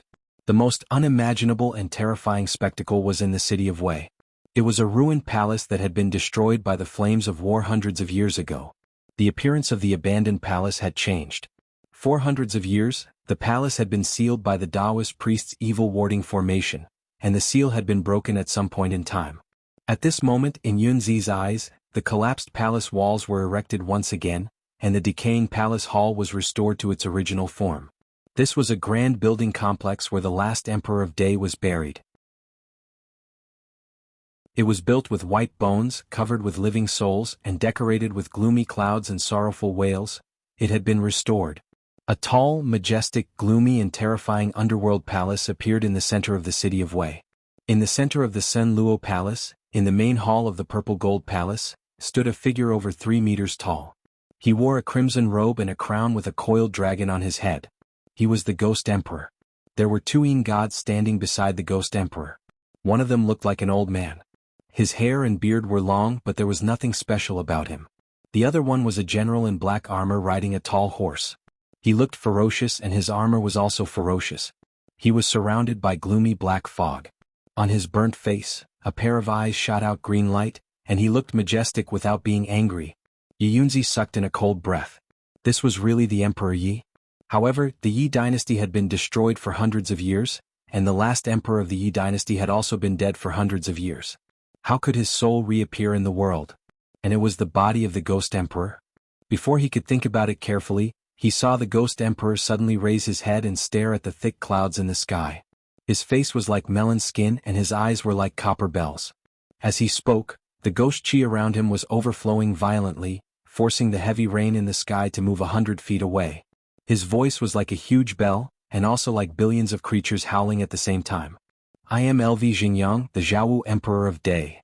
Today, a madman of Daotong slaughtered 36,114 people of Dai City. According to the law of Dai, he should be beheaded and executed immediately. Wei River Dragon King Li Yunxin. Today I will help you kill this madman as promised. 5th Bo Yu, the great general of the Golden Guards of Dai City, listen to my order. The general with the spear immediately turned his horse and ordered it to kneel in front of the Ghost Emperor. I am here. The Ghost Emperor stared at Yunzi in the sky and shouted angrily, send out the 1,000,000 ghost soldiers of Weidu, and light the flags in all directions. Help the Wei River Dragon King to form the formation. The general of the Ghost Emperor shouted, yes. Then he got up and galloped his horse through the heavy rain. He galloped along the wide middle road of the purple gold palace toward the outside of the palace wall. The first one was still a man with a spear and a horse. But after galloping for 100 steps, there were ghosts forming in the void beside him and under the ground. They followed him closely like the personal guards of the general. When he galloped out of the gate of the palace wall, the ghosts that were stirring underground suddenly became restless and agitated. They looked ferocious and maintained their appearance when they were alive and dead. They wore different kinds of clothes and followed closely behind Fifth Boyu, roaring and rushing forward. The tall ghost of the general of the Ghost Emperor passed through the streets and alleys, passed through the trees, passed through the houses and passed through the courtyard walls. He raised the spear in his hand and pointed it forward. He shouted sternly, "Where is the dragon martial army of Day City?" He couldn't hear or see clearly who responded to him. Those ghosts were emitting a misty green light, and their bodies were almost transparent. They crowded behind him so he couldn't see clearly. But indeed, after he shouted, a group of ghosts scattered everywhere let out ghost-like wails and wolf-like howls.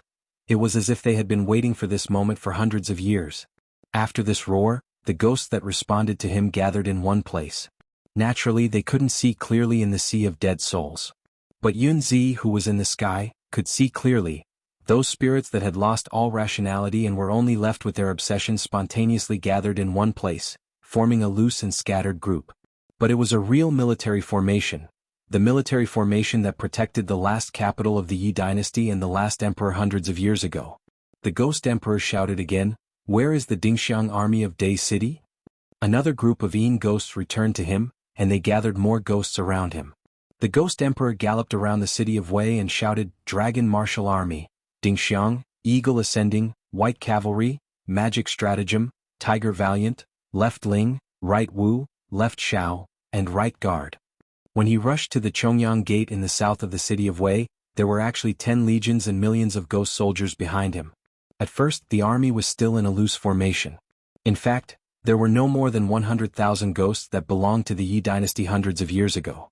However, under the command of the ghost general, the ghosts of the Yi army emitted a murderous aura that soared into the sky. It suppressed the hundreds of thousands of ghosts that came out of nowhere and caused them to shiver. All of them were dragged into the formation by the ghost army. Once the formation of millions of ghost soldiers was formed, the faces of the ghost soldiers became more and more blurred. In the end, they gradually turned into the generals, captains, flags of the three armies, and even 10 huge black cloud flags fluttering in the heavy rain. The Ghost Emperor mounted his horse in front of the Chongyang Gate and looked up to the sky. Soon he heard the cries from the city of Wei gradually getting louder and louder, and finally spread to the whole city. It was not the cries of the ghosts, but the voices of the hundreds of thousands of residents in the city. The million ghost army was invisible. But the strong murderous aura would always be noticed by the people in the world of the living. For example, the chickens and dogs in the house, the snakes and rats running around, and even the mortals who were born with the yin and yang eyes could see the ghost soldiers passing through. It was terrifying. Because of these abnormalities, most people were afraid that there would be an earthquake on this rainy day, so they rushed out of their houses in the heavy rain. However, when they rushed out of the house, it was the time when the millions of nether soldiers formed into an army. It was also the time when the Wei River Dragon King rushed out of the thick dark clouds and the intersecting lightning. For the first time, the people saw the dragon, with incomparable clarity. Even if it was not Shinryu, who knew what Shinryu really looked like? And the huge dragon that was circling and dancing in the sky had a snow-white mane, a pair of crimson horns, and 2 long whiskers that were winding around its body, emitting golden light. It was so huge that people who were like ants on the ground could still see its figure in the heavy rain. The power of faith burst out like a landslide and a tsunami. In Yunzi's life he had never been in a daze for such a long time, a full quarter of an hour. He saw the Ghost Emperor appear, the ghost soldiers formed into an array, and the hundreds of thousands of people filling the streets of the city of Wei. He saw Dragon's Sun in the sky and let out an earth-shattering shout. He realized that he had lost completely. He did not even know which part was planned by Li Yunxin, which part was good luck, and which part was made up for by him. But he only knew that everything was interlinked and flawless. Everything he had plotted and schemed against was a part of the other party's plan. He turned to look at Li Yunxin and shouted crazily, "How dare you show your power in front of hundreds of thousands of people? If I Daotong know about this, I will kill you. Your end is near." The dragon body wrapped in clouds and mist roared at the sky, and the sound could be heard for hundreds of miles. With this roar, the body of the dragon, which was originally 100 feet long, suddenly expanded. It jumped to 2,000 feet, and with another turn, it had stretched to 3,000 feet. And at this moment, Yunzi was really like a little ant standing in front of a person. The lightning reflected the 3,000 feet long dragon body with a cold light. This way River Dragon King grinned coldly, and his voice shook the heaven and earth, and everyone could hear it clearly. "You evil maniac! You fled to the city of Wei, slaughtered 30,000 people in the city of Wei, and refined your evil array. I, Wei River Dragon King, protect this place and protect the peace of this place. Now that you are so arrogant and evil, I have to show my true form to eliminate the evil for the people. What do you think Dao Tong has to say?" Yunzi realized what the other party was doing, just like what he did on the high platform. He immediately used his supernatural power and shouted, "It is obviously you," but he only said 4 words. He found that he could not use his supernatural power. Previously it was only the barrier of 3 steps that did not work. Then it was his lack of strength, and his Dao was also ineffective. Now he could not even transmit his voice from 100 miles away. The other party's restriction on his power was getting stronger and stronger. He was shocked, and at this moment he only wanted to escape from this place. He did not say anything more and turned around to leave. But this time the huge dragon behind him chased after him and did not let go of his trace. Yunzi realized in despair. That way River Dragon King had actually advanced to the true state with the help of the power of wishes of the hundreds of thousands of people. This despair finally crushed Yunzi's heart. He looked down. He saw that the millions of nether soldiers had already divided into 10 groups, and were heading to all directions of the city of Wei, but he did not know what they were going to do. He looked back. The huge beast's bell-like eye was as big as a big house, and his usually sturdy body was not even as tall as one of the fangs in the beast's mouth. As a true state Taoist, he could only use his mystic enlightenment Tao, but he could not use it. The opponent's strange array had completely restricted him, and he did not even know how it was done.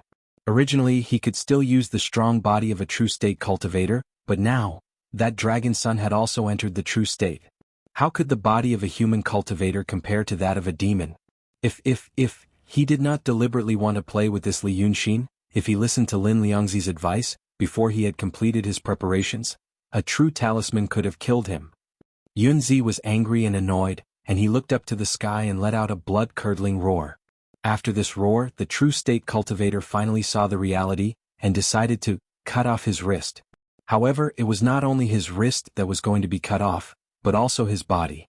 Once a cultivator entered the true state, he was called immortal. This immortal did not refer to the body but to the soul. When the body of a Taoist was destroyed, the soul would be damaged just like a normal person, and only the soul would be left. But a Taoist's Tao was profound, and at the moment of becoming a ghost, he could retain a trace of consciousness. After becoming a ghost, although his cultivation was greatly reduced and he had an obsession, he was still an immortal Taoist. Even if that Black Bai Yanjun came personally, it would take him a lot of effort to lure them away.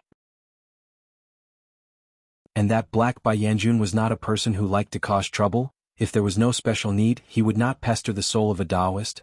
This known world had more than 1 billion people, but there were only a few hundred Taoists, not to mention the number of Taoists who died a violent death. Therefore, after Yunzi roared, he turned around and used all his strength to pounce on the huge beast.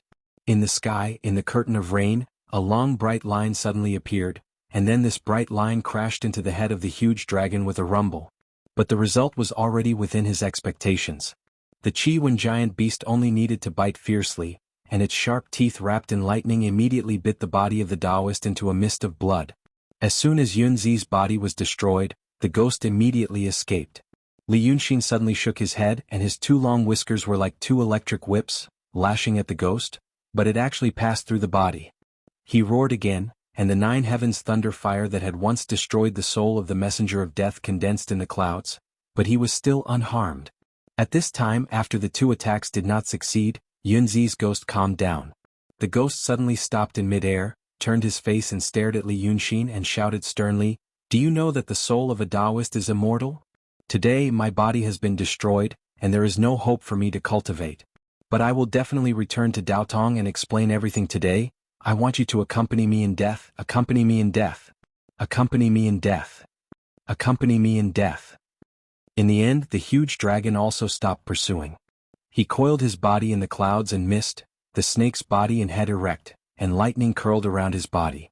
He stared at the small human ghost in front of him that was like a speck of dust. After a moment of silence, he let out a pleased and cruel laugh.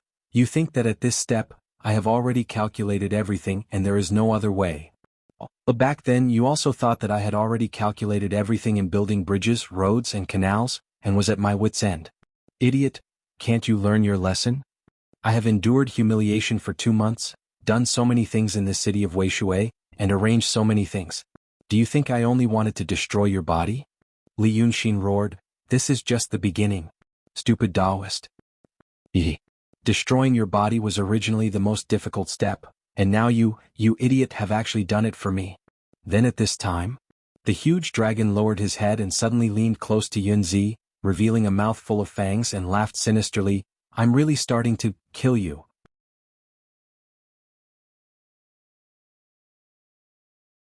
Chapter 190. Such cruel and gloomy words were squeezed out from the beast's mouth, but Yunzi didn't dare to respond with a sneer, because he had now realized that anything this terrifying enemy said might not be a threat. Although he didn't know how Long's son, who had just entered the true state, could kill the soul of a Taoist master, but he knew that just half an hour ago, something even more impossible had happened. This Li Yunxin, under his nose, set up such a plan that he completely didn't know. With his original cultivation level, he destroyed the body of a Taoist master who had cultivated for decades. In his known history such a thing had never happened. He finally learned his lesson and learned to be obedient. But it didn't mean that he would give in. The path of cultivation was full of difficulties and obstacles. If he lost his soul and knelt down to beg for mercy, he would never reach the Taoist master level. Yunzi's soul raised his eyebrows. His expression and appearance were almost the same as when he was alive, but it was obvious that he was more irritable than when he was alive. Because the obsession of revenge had affected his mind, he was almost an ordinary person. It's not over. The ghost gritted his teeth and said, there is still a Taoist master in Kenzo, he will bring the news out. I don't believe that you can kill a second Taoist master. Dao Tong will not believe the nonsense of a cunning demon. The ghost's eyes turned and suddenly laughed, I will become a martyr, Dao Tong will not rest until you die. What method did you use to take over that Long son? Dao Tong will think that you are a demon, and that demon, that dragons will seek revenge on you. You will never have peace. Oh. Long's son nodded slightly. Compared to the ghost of the Taoist priest, his head was so huge that when he nodded, the cloud and mist surged up like a roaring wave and drowned the ghost. After 2 breaths, the cloud and mist receded, and the ghost was surrounded by wisps of white smoke, as if it had just emerged from the tide. Killing a perfected one is indeed my limit. Li Yunxin said in a happy but serious tone, from the first day you came to the city of Wei, I've been thinking about how to get rid of you. Fortunately, you're a smart person and aren't willing to use pure violence to solve the problem. That's how we ended up in this situation. A true master of the Kenzo. Indeed, it's not easy for me to make a move against him. That's because I learned a little about Daodong's tactics from Lu Ling so I could deal with you. Kenzo. This prince is not very familiar with it. However, the godly beast's huge golden eyes turned, and he suddenly laughed evilly. But do you think I don't have any helpers? Seeing his smug expression, the ghost seemed to become angrier and more irritable. He pointed at the city of Wei, that ghost emperor? Just a true state cultivator and a ghost emperor at that. He was not a match for a true Kenzo cultivator. Even with you, that Kenzo will be able to escape. Idiot. Li Yunxin snorted coldly, his voice like muffled thunder. Look outside the city of Wei, 30 miles to the north of the Wild Mountain, and see what you see? The ghost got his advice and didn't ask how he knew the situation over there. He just used his eyesight to look over there, then he suddenly opened his eyes wide. Outside the city of Wei, 30 miles to the Wild Mountain. It was drizzling. This place was already outside the city of Wei, and the wildfire 2 months ago did not affect this area. The rain clouds over the city of Wei 100 miles away brought the remaining rain to this place. But what came was not the heavy rain, but the refreshing drizzle of a cow's hair. Some people would go out with oil paper umbrellas in such weather, or simply experience the pleasure of the drizzle soaking their skin. But there was one person who didn't seem to like rainy days at all, and even more disliked being wet. A girl in white with her hair tied loosely behind her head and a plain wooden hairpin was standing in a wooden post pavilion by the roadside. But her little donkey with shiny fur was standing in the rain on the other side of the road, eating the tender grass covered with fine water droplets. It seemed very happy. The roof of the post pavilion was covered with green vines, and the walls were covered with moss. The drizzle slowly formed puddles on the muddy ground outside the pavilion, and the puddles extended into thin streams, soaking the ground in the pavilion. But the water was afraid of the girl, it avoided her. Bai Yunxin held the reins in her hands. Together with the little black donkey on the other side of the road, they drew a line on the road. She silently looked into the distance. There were verdant light green mountains, winding muddy roads, and wild grass with flourishing little flowers on the roadside. In the sky behind her, the muffled thunder rolled and the golden light shone, but she ignored it. She even looked a little angry. She stood like this in silence for a long time, until the thunder and lightning finally subsided, until she felt the terrible aura of the netherworld 100 miles away and finally frowned. Stinks. And at this time the person she was waiting for finally came. It was a swordsman. He stepped on his flying sword and flew through the air. He turned into a stream of light that pierced through the sky, leaving a long trail of clouds high in the sky. But the trail of clouds suddenly stopped at the post pavilion on the road. The swordsman in the sky disappeared. In the next moment, a young man with a sword on his back walked out from the wild grass by the roadside, and even picked a white flower to put in his Taoist bun. He looked young and handsome as if he was in his teens. But Taoists also had ways to maintain their appearance, and no one would really think that a Taoist master was only in his teens. This Taoist master Kenzo Taoist master Tong Fengzi smiled as he walked to the post pavilion, and stopped in front of the reins that blocked the road. He looked at Bai Yunxin and then at the little black donkey. Then he stretched out a finger and flicked the reins. The water droplets on the reins were flicked off by him. Then he heard the girl in white use a clear yet soft voice, like the cry of a crane, to softly say 3 words to him in such a romantic and wonderful weather. Cross the line, die. The young swordsman blinked and spread out his hands awkwardly. Miss Bai, I was entrusted by someone. Bai Yunxin slowly raised her head and looked at him. A pair of black and white eyes suddenly turned pure black. The swordsman hurriedly took 3 steps back and said, Okay, don't be angry, I won't go. As he spoke, he looked up at the sky above the city of Wei. After a while, he squinted his eyes. It seems that there is nothing to take. Then he cupped his hands towards someone in the sky, and said with a mischievous smile, as if he was begging for mercy, I'm sorry. Bai Yunxin did not look at him. She still stood silently in the post pavilion. But the swordsman did not leave. The swordsman stared at the girl for a while, but she did not respond. Until the swordsman's hair was soaked by the rain, he scratched his neck. Miss Bai, I heard that your feather coat has fallen into the hands of the Lord Dongting. Bai Yunxin turned her head to look at him, expressionless, and suddenly smiled. Why do you want my feather coat? The swordsman hurriedly waved his hand. Of course not. We all know that Miss Bai said 1,000 years ago, whoever can take the feather coat away from you will. Alas, I don't want to take your feather coat away from you, but you don't like it, you will catch up with me and tear me apart. The smile on Bai Yunxin's face suddenly disappeared and she became calm again. Then get out. The swordsman still did not leave. He just smiled mischievously. Then who is so important this time that Miss Bai is here? Before he finished his words, the girl suddenly turned hostile. Without any warning, she suddenly raised her hand. There was a sharp buzzing sound in the void, and a row of feather-shaped shadows rushed towards the swordsman along with her big sleeves. Tong Fengzi's face immediately changed. Without any movement, the flying sword behind him leaped out with a swoosh and shielded his body, taking a solid hit. Just one blow and he was sent flying. The swordsman, with rolling airwaves, sparks, and amazing spiritual energy fluctuations, was sent flying from the front of the post house to the faint green mountains far away. After a long time, only then did the broken tip of the sword whizzed over and landed on the barren mountain. In an instant, more than 200 meters high mountain top was shaved off. An Yunzi's ghost witnessed all this. Your reinforcement is a smart person. Li Yunxin sneered. The ghost's green face turned black. He stared at Bai Yunxin for a while and then stared at Li Yunxin. That witch? Why would she help you? What did you do in private? I'm so angry. His anger made his body swell up slowly, like a middle-aged man who was getting fat. What's wrong with Emperor Yi? What the hell? You wish. I tell you, do you think you can sit back and relax after driving him away? That coward is just an enlightened immortal. The great master of Langya Cave Heaven. Do you know that great master? The great master of Langya Cave Heaven who has reached the mysterious realm. Kunwuzi. Kun Wuzi, who is about to enter the mysterious realm, is also here. It's only 1,000 miles away from the city of Wei. When he comes, hee hee ha ha ha, humph humph humph humph, you can't escape, he will know everything. Humph ha ha ha ha. Li Yunxin slowly raised his head.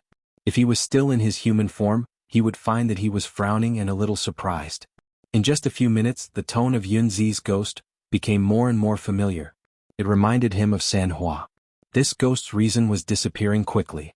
Li Yunxin wasn't sure if it was because her array had restricted his Dao technique, causing him to be unable to maintain his consciousness. This wasn't a good sign and wasn't part of his plan. What he needed was a soul of her immortal who was stubborn and unreasonable but still had consciousness and could remember many things, not a muddle-headed ghost. Right at this moment, when Li Yunxin was about to do something, a figure quickly formed in the rain. The rainwater gathered and formed the silhouette of a middle-aged man. The silhouette was filled with colors and became lively. After a breath, the human figure was completely plump, and the sleeves of his robe fluttered in the wind. The newcomer wore a purple gold crown with 8 treasures and a robe with flowing clouds. He had a long beard, a high nose and phoenix eyes. He was a rare handsome man. As soon as Yu Yunzi's soul saw this person, he immediately began to yell. Great Master! The demeanor and calmness of a Taoist enlightened master was gone. He looked like a spoiled child. He was so happy that he danced and even wanted to give the other person a hug. But he was a ghost. The Taoist in front of him, who was only 1 level away from the peak of the profound realm, was just a clone made from rainwater. So the two of them crossed each other and didn't hug each other. But the ghost's joy didn't decrease. He suddenly turned his head to look at Li Yunxin. His face showed a cruel and resentful expression. Great Master! Kill him! Kill him! Avenge me! I'm the Great Master of Daodong's Langya Cave. Kun Wuzi, who was at the peak of the profound realm, slightly raised his hand and pressed down. The ghost was immediately frozen in place and couldn't move. He knew that the Great Master was very dissatisfied. Even if he had a lot of things to say, he could only stay silent for the time being. The profound realm Taoist carefully looked at the mountain-like giant beast not far away. After looking for a while, he raised his hand and bowed. He asked politely, why did Wei River Dragon King kill my Daotong cultivators? The clouds and mist suddenly completely wrapped around the mythological beast. A moment later, the clouds and mist dispersed. Li Yunxin revealed his true appearance. He transformed into a white robe.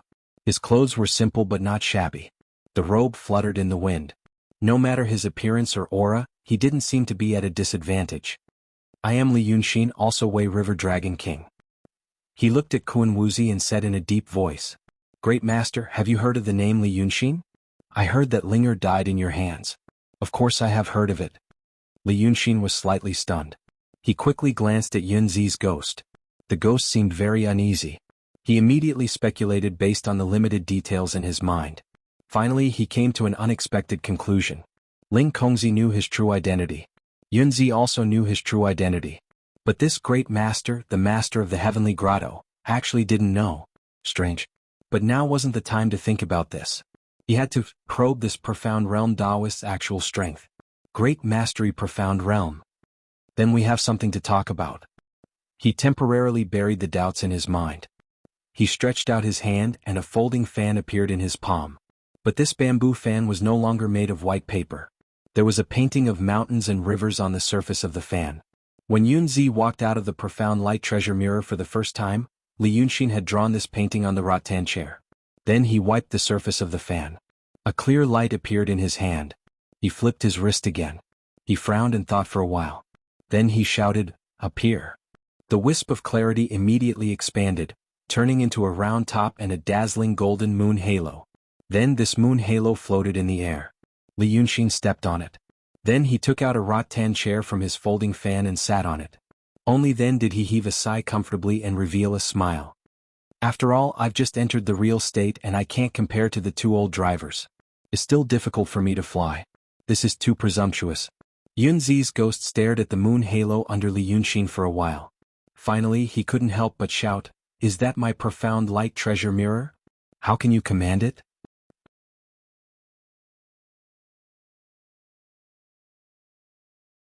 Chapter 191. Li Yunxin looked at Yunzi and shook his head regretfully. A good Taoist became a retarded child. I really feel sorry for him. Kun Wuzi slightly lowered his eyelids and Yunzi stopped screaming. Then he looked at Li Yunxin. Why does Dragon King feel sorry for him? You were also the one who destroyed his physical body. Because he came to the city of Wei to kill people. Li Yunxin pointed at Yunzi's ghost with his folding fan. Of course, we are all adults and some things are not clear.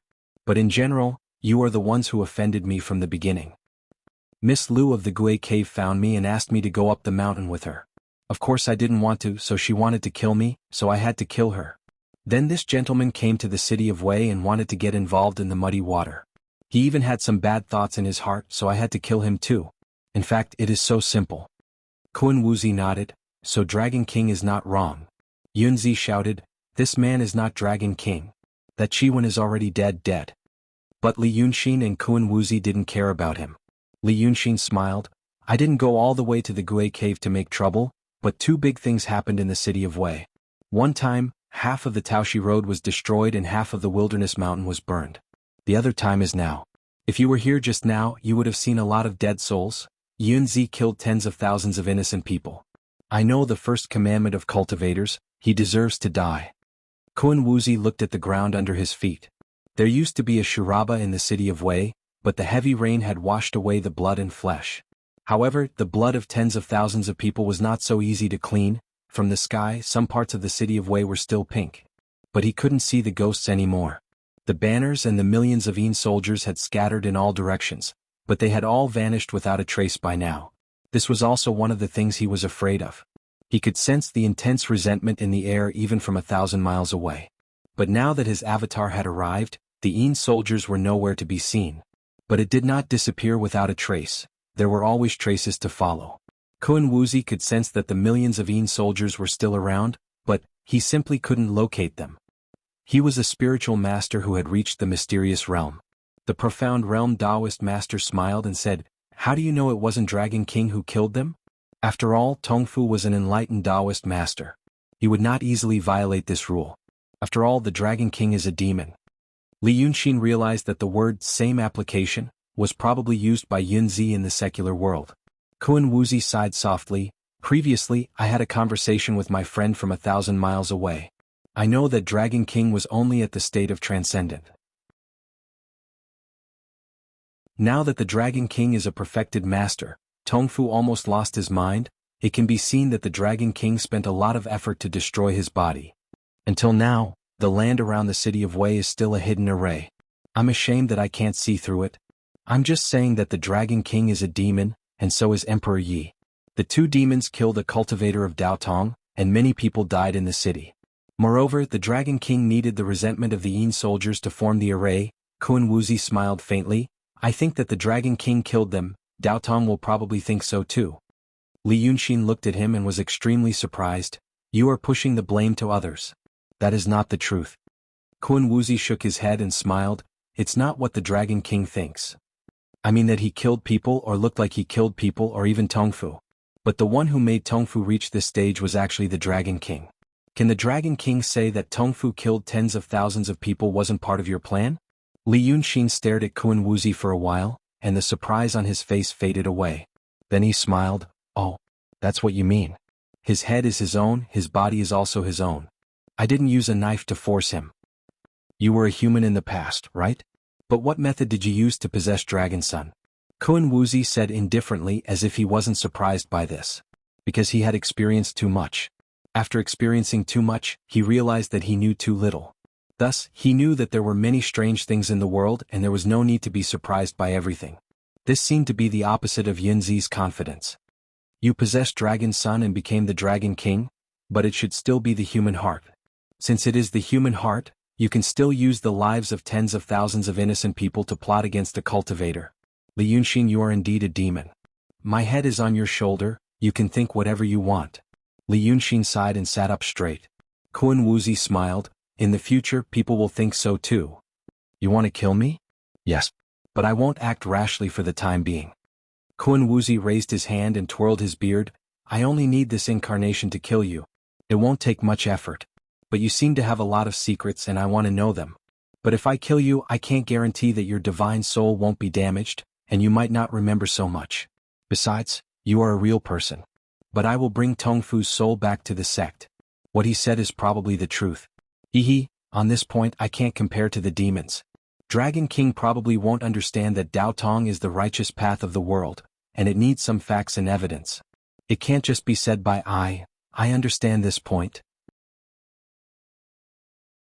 Li Yunxin snorted coldly. Many individuals who don't really care about order and justice gather together, but they have no choice but to care and be restrained, on the whole. Because if they don't do this, these individuals will fight among themselves and kill themselves. This is a very interesting phenomenon. Kun Wuzi was stunned for a moment, and then he smiled sincerely. Dragon King's words are also very interesting and it sounds reasonable. Indeed. Thus, when Dao Tong confirms the evil deeds of Dragon King in Wei River, we will most likely not be restrained like Tongfu when we act then. There are some unwritten rules between Dao Tong and demons. Not killing a real person is one of them. After saying this, Kun Wuzi paused for a while. Looking at Li Yunxin, he couldn't help but smile, as if he felt that Li Yunxin was indeed an interesting demon, so he added, even if you want to kill him, you have to do it cleanly and smoothly. If Dragon King can't destroy Tongfu's soul today, then it won't be cleanly and smoothly enough. Li Yunxin was silent for a while and then he frowned. You mean? He asked tentatively, you mean actually killing Yunzi isn't a big deal, as long as he's dead and there's no evidence? Because there are some unwritten rules between demons and Dao Tong. So if there's no excuse, we can only suffer in silence? Kun Wuzi laughed. Dragon King can think of it this way too. But the reason why we don't kill a real person is because this kind of thing is very difficult to clean up. The soul of a real person is extremely difficult to destroy. At that time Dragon King can make up a lie and Tongfu can confront Dragon King. Who will Dragon King say is in the right? Naturally Dao Tong is in the right. Kun Wuzi stopped laughing and looked at Li Yunxin coldly, because Dao Tong is stronger than demons. So the reason is on Dao Tong's side. So I will naturally take revenge for Tongfu. But I'm not in a hurry. Li Yunxin sat on the rattan chair, and under the rattan chair was the profound light treasure mirror. His body was surrounded by clouds, and under the clear light of the profound light treasure mirror was a faint golden color. This made him look like a god sitting on a throne high in the clouds, just that this god was being threatened by the incarnation of another god. He frowned slightly and leaned on the armrest of the rattan chair, holding his chin and pondered for a while. Then he sighed, then what you said just now, I want to sum it up. Actually, I just want to say one thing, no matter why your people offended me, you can only blame me for killing them. Now, your clone is standing in front of me and I can't do anything to Yunzi's soul. So, you brought him back and you have a legitimate reason to deal with me, and you can also answer to the demons. Anyway, you're strong and you're in the right. Kun Wuzi didn't want to answer him and he didn't even bother to smile. He stretched out his hand and the sleeve of his robe became extremely big. It looked like it was going to sweep Yunzi's soul into it. At this moment he heard Li Yunxin say, I advise you not to do this. Wei River Dragon King stood up, and the expression on his face was no longer calm but cold. I was hoping that there would be a few reasonable people in Dao Tong, but I'm very disappointed. He waved his hand and put away the rattan chair. Standing on the profound light treasure mirror, he was surrounded by layers of clouds. And sometimes your senses might not be as sharp as that of your Tongfu. You only created a clone and you said that you're not in a hurry. It can be seen that you're a cautious person. You think that even if I'm in the true state, I can still injure your real body with the formation I set up in Wei City? Unfortunately, you guessed wrong. This formation has nothing to do with you. It's just used to deal with him. Li Yunxin pointed at Yunzi's soul. Kun Wuzi frowned. I won't kill you today, but don't think that you have something to rely on. This formation of yours? What do you know? Li Yunxin laughed and at the same time, pointed at the profound light treasure mirror below him. Do you know why I can use this thing? Now if I'm willing, I can even summon his 36 Tiangang spiritual children formation. When his body was destroyed, I took away his magic treasures, and the reason why I can control them freely is because, even his soul is mine, so how can his magic treasures not be mine? You want to bring him back to Dao Tong to look for his parents? My friend, you must be dreaming. Li Yunxin suddenly stopped smiling and squinted his eyes. He opened his folding fan and casually took out Yunzi's magic brush, and quickly drew a line on a landscape on the fan. Kun Wuzi saw it clearly. He had drawn out a child from the landscape. Once this was done, heaven and earth shook. Kun Wuzi had already felt the surging resentment in this place, but when he arrived, the millionine soldiers that had spread out in all directions had already disappeared without a trace. He couldn't find the traces of those Een soldiers, but he could feel their existence. At this moment, he finally knew where those Een soldiers went. They, 1,000,000 Een soldiers, were all refined into resentment and spiritual power and scattered around Wei City. Even Kun Wuxi couldn't kill 1,000,000 Een soldiers in such a short time. Then there was only one explanation: those Een soldiers didn't resist, but followed the order and voluntarily turned into resentment. Now this stroke of Li Yunxin's immediately became the eye of the formation. The spiritual power around Wei City and the resentment formed by the millions of Een soldiers surged crazily, and even the pouring rain was temporarily pushed back into the sky. The resentment formed by the souls of millions of Een soldiers was so powerful that it was more than 10,000 times, 100,000 times, or even 1,000,000 times more powerful than the faith of millions. The land around Wei City carried such a powerful and terrifying aura, so much so that even Kun Wuxi's expression changed. When Li Yunxin drew that stroke, he immediately felt that something was wrong. Then he felt the violent aura surging around Wei City, and immediately shouted angrily, "Are you crazy? Once this resentment spreads out, you will destroy half of..." He wanted to say half of the city of Wei. But when the words came to his mouth, he realized that half of the city of Wei couldn't be defeated. In the worst case, half of the Qin kingdom would be destroyed, and half of the land would become a land of resentment. How many people would die? It could make the celestial angry. But he didn't say the second half because that violent and terrifying resentment only appeared for a short moment. Then it suddenly disappeared without a trace. The sudden change caused the perfected person who had mastered mystical realm to be stunned in the air. He looked as if he was truly stunned. That kind of power? Where did it go? The next moment he unconsciously looked at Yunzi's soul beside him. It had disappeared. Then he turned to look at Li Yunxin's folding fan. Originally, on the white paper fan, there were mountains and rivers drawn with different shades of ink. But now the mountains and rivers had become full of color. The painting was so realistic, it was as if the mountains and rivers around the city of Wei had become smaller and shrunk, and were stuck to the surface of the fan. Looking at it, it was a panoramic view of mountains and rivers with bright colors. If one used his eyesight to look again, he would find that there were more details between the mountains and rivers. He could see the rocks on the mountains and the moss on the rocks.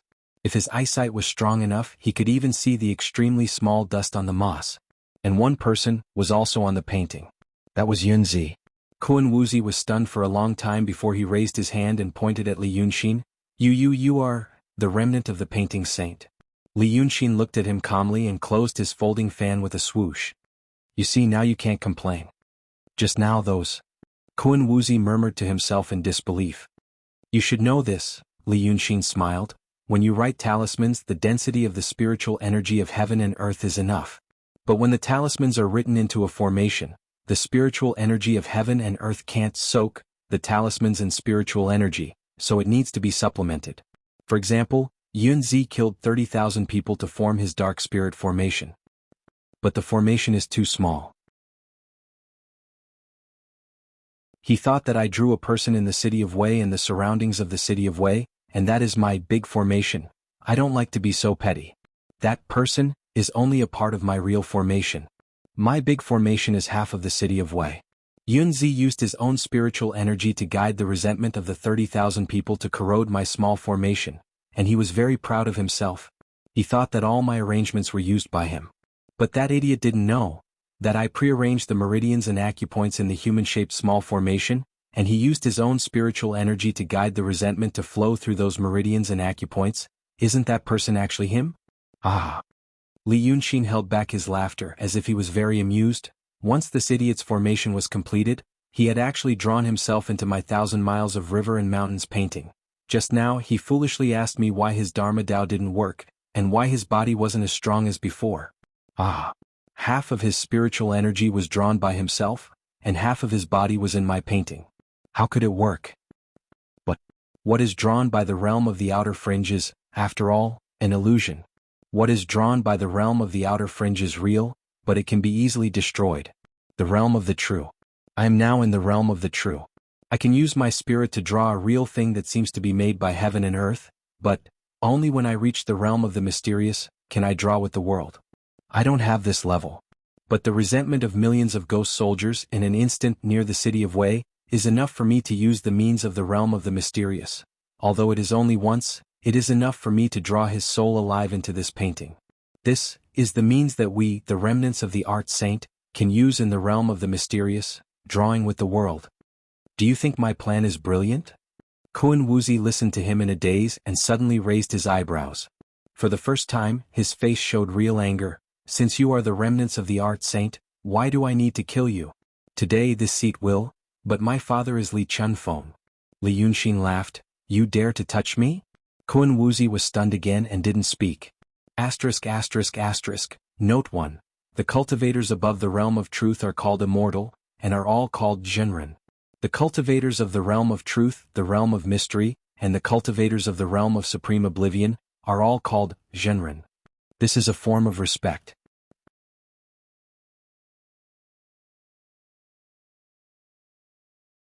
Chapter 192. However, it wasn't because the name, Li Chunfeng, resounded like thunder in his ears. Rather, he seemed to have a faint impression of this person. However, he couldn't remember where he had heard of this person before.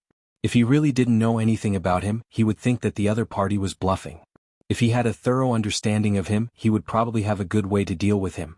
But looking at the current situation, he was stunned. In fact, for a profound realm cultivator who had lived for more than 500 years, having a slight impression of a person in his mind was already an incredible thing. 500 years? How many people must he have met? A cultivator's mind was clear, and their memory was definitely good. And it was precisely because of this that this matter became quite strange.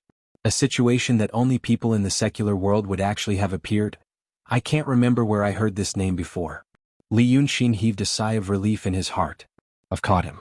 At least for now. The plan didn't include the appearance of a profound realm cultivator, but the other party still came. Fortunately, he came at the end of the battle and not when the dust had settled. Therefore, I borrowed the remaining power of the 1 million soldiers and the 2 months of planning to form a dangerous and subtle balance with him. All of this was because of the uneasy gaze of Yunzi's ghost when he heard Li Yunxin mention Lu Ling to Kun Wuxi. That one look said too many things. It was like an extremely hard and smooth stone slab that had an extremely small crack. Right now, Li Yunxin wanted to pry open this crack, shatter the stone slab, and break out of this dangerous situation. Kun Wuxi was stunned and fell silent. After frowning and thinking for a while, he temporarily gave up on killing Li Yunxin and asked in a deep voice, "Who is Li Chunfeng?" Li Yunxin sneered proudly. He seemed to have no fear at all, as if he wasn't the least bit worried that this profound realm cultivator in front of him could pose a threat to him. He even took 2 steps on the profound light treasure mirror, challenging the patience of the Langya Paradise's sect leader, and then said arrogantly, "You actually don't know? TSK, how embarrassing. But don't you know that Ling Kongzi and Yunzi both know about it?" Without waiting for Kun Wuxi to speak, he continued, "However, I guess you won't want to know. Nor would he try to kill me. Because if you kill me, you'll have a hard time explaining yourself to the 2 saints. Speak clearly." Kun Wuxi said solemnly, "You only have 1 chance. If I think you are bluffing, I will kill you at once. As for what kind of trouble there will be in the future, there is nothing in this world that I, the son of Kun Wu, cannot handle." "All right. Since you ask me to speak so strongly, I will. But you can interrupt me at any time, as long as you think it's necessary." Li Yunxin heaved a sigh of relief. "My father is Li Chunfeng and my mother is Shang Guanyu. My name is Li Yunxin. If I were still human, I would be 15 years old this year. Today, June 17th, is my birthday." Hearing this, Kun Wuxi's expression was calm. However, Li Yunxin kept staring at the other party's expression. As a profound realm Taoist who had never gone through this kind of training, the minute expressions on his face couldn't escape his eyes. At this moment, Li Yunxin told himself that if he were to use his incarnation to talk to others in the future, he had to make sure that his appearance was indistinct. Just like what Ling Kongzi had done in the past. Kun Wuxi's eyes slightly widened, the corners of his mouth relaxed and his jaw lowered.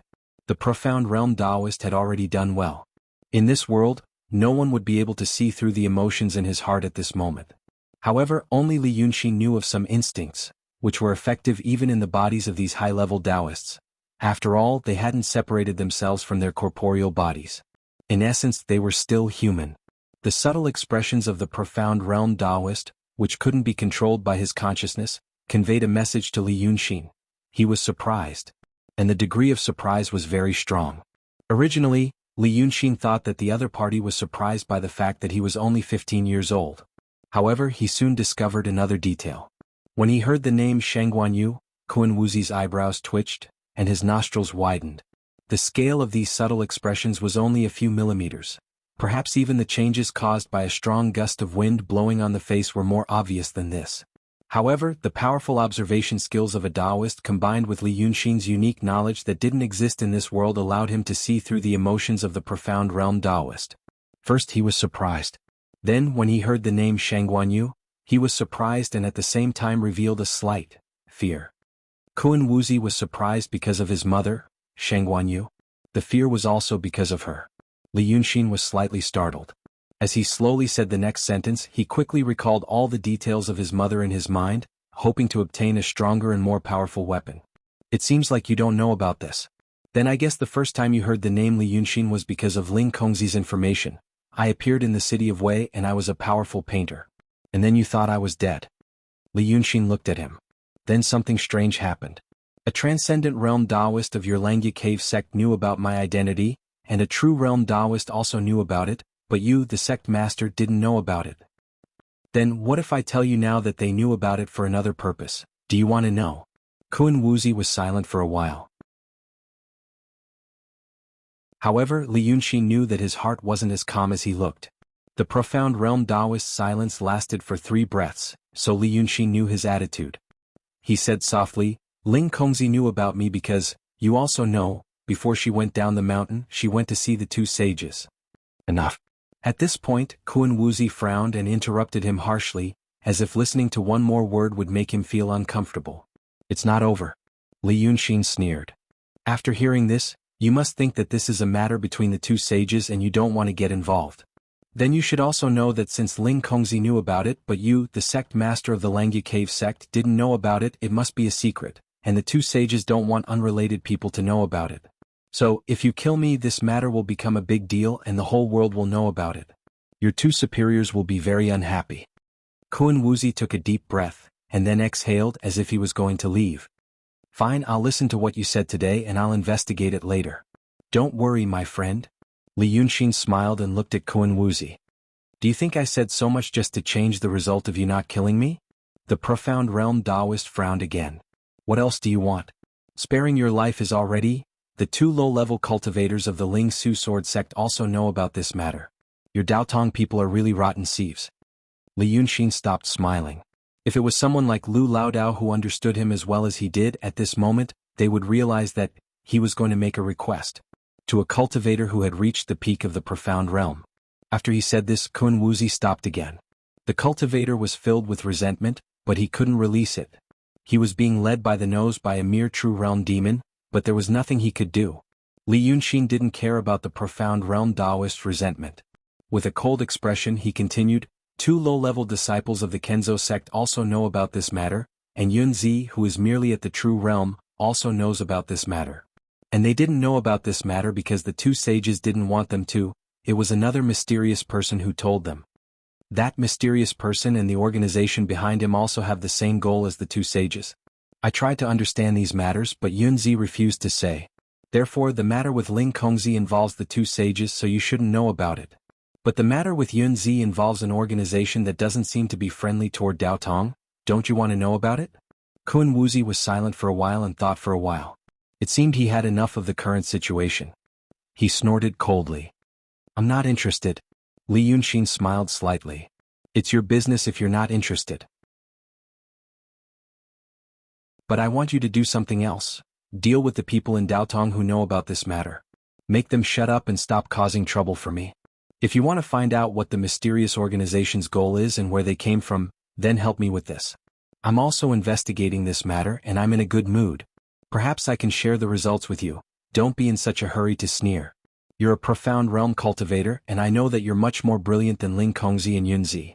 But since I'm able to chat with you and keep my life, you should know that I'm a worthy opponent. Kun Wuzi was silent for a while and sighed. Are you really 15 years old? Yes, I am. How could you be so scheming? Li Yunxin smiled modestly. There are always geniuses in this world. Kun Wuzi didn't seem to know how to respond to his words. He stared at him with a strange expression for a while, and then said in a deep voice, Tongzi didn't die in vain. You do have some skills. I'm also a person who appreciates talents. If you hand over Tongzi's soul to me, perhaps we can really talk about this matter of cooperation. That's impossible. Let's not talk about the fact that I can't create another profound realm-level formation. Let's talk about his soul itself. I'll be straightforward. Li Yunxin pointed at his folding fan. This is my temporary imperial residence. The reason I came up with a series of schemes before was to make Yunzi play tricks on me. There aren't many smart people who are good. I knew that he would definitely take the bait. Then I can get some information that I can use against him. When this guy was alive, he was right about one thing. The general situation in this world is roughly divided into two camps. The human Dao formed by Dao Tong and Kenzo, and the loose dragon dynasty formed by the demons. In the beginning, you guys were the ones who made things difficult for me, so I stopped being a human and became a demon. Right now, I'm in control of Wei River and Wei City, sandwiched between the two camps. Therefore, I need a proof of allegiance so that the demons can protect me. He waved his hand and opened his folding fan. This is my proof of allegiance. Yunzi is a high-level cultivator, and he's doing quite well in Daotong. He knows a lot of secrets. The demons might be interested in them. Most importantly, he knows a lot of cultivation techniques. To the demons, they might not be the most important things, but there might be some who want to recultivate. Moreover, he said a lot of things before, something like Daotong wants to declare war against the Dragon Dynasty. You know, the demons are like a plate of loose sand. However, once they face a huge crisis as a whole, it might be a different matter. At that time, they will be willing to accept me. After all, humans understand humans the best. Kun Wuzi should have been furious. But at this moment he wasn't. Perhaps his anger would be because of a mere youth talking nonsense, or something like that. However, at this moment Kun Wuzi already saw Li Yunxin as a real opponent. When fighting against an opponent of equal strength, one must get rid of all arrogance, conceit, and contempt. Otherwise he would learn from Yunzi's mistake. A single person's words cannot be trusted. Kun Wuzi tried to point out the loophole in his words, with a serious and rational attitude. We can say that this is your scheme to make him form a wrong perception. In Daotong what he said is the truth. But in your place what he said, we can disregard it as the truth. What you said makes sense. Li Yunxin nodded without hesitation. Therefore, Kun Wuzi tried to say something else to make him give in. However, Li Yunxin continued, but what about 25 people? I don't know much about Daotong's history, but it has been a long time since 36 low-level cultivators died, even if they were low-level cultivators. But now I have 25 here. He finished his words. With a wave of the folding fan, he pulled out a ghost from the mountain. Although Kun Wuzi couldn't recognize the name of the ghost, he could clearly see that it was indeed a cultivator. Once the ghost appeared, he immediately shouted angrily, "Why did Master lie to me? Why did Master kill me?" Li Yunxin immediately asked him, "Who is your master?" However, the ghost, who was supported by his stubbornness, couldn't remember who his master was. Li Yunxin said, "But his Taoist name is Yunzi." The ghost instantly winked as if he was so angry that he wanted to dig his eyeballs out. Yes. Why did Yunzi plot to harm me? Why did he harm me? Li Yunxin smiled slightly. A green light flashed in his palm and he pulled it back into the fan. Then he pulled out a few more ghosts under Kun Wuzi's eyes. They were the souls of the cultivators that Yunzi wanted him to kill in the city of Wei. After showing 6 of them, he looked at Kun Wuzi and said, "That friend of yours lied to me to kill them just for his array. However, I have a way to preserve their souls. Before I killed them, I told them who had ordered me to do it. Today, when I was fighting with Yunzi, these ghosts saw it from start to finish. If there are so many people, will Daotong go back on his word?" Kun Wuzi let out a long breath. "You are really, how can you have such means at such a young age?" Li Yunxin smiled and nodded. "So, cooperate with me as soon as possible. Don't let yourself regret it later. That Lu Ling was arrogant, but he was destroyed by me. That Yunzi was arrogant, but he was killed by me. Don't follow in their footsteps. It's not a good thing to be so high profile." Kun Wuzi sighed. "Let me think about it." Li Yunxin's expression suddenly changed. He waved his sleeves, and the mysterious light treasure mirror under him instantly flew into the clouds, leaving Kun Wuzi on the spot. "Then think carefully about how I got those millions of ghosts." His shout came from the thick clouds. "You don't know what's good for you. You're tuning in to the Han Li's Wuxia Adventures YouTube channel. We're so grateful for your support, and don't forget to subscribe to join us on this incredible journey through captivating stories. Your generosity through donations truly makes a world of difference, as it's the primary source of revenue that allows me to expand and enhance this channel for you. Thank you from the bottom of my heart for being a part of this adventure.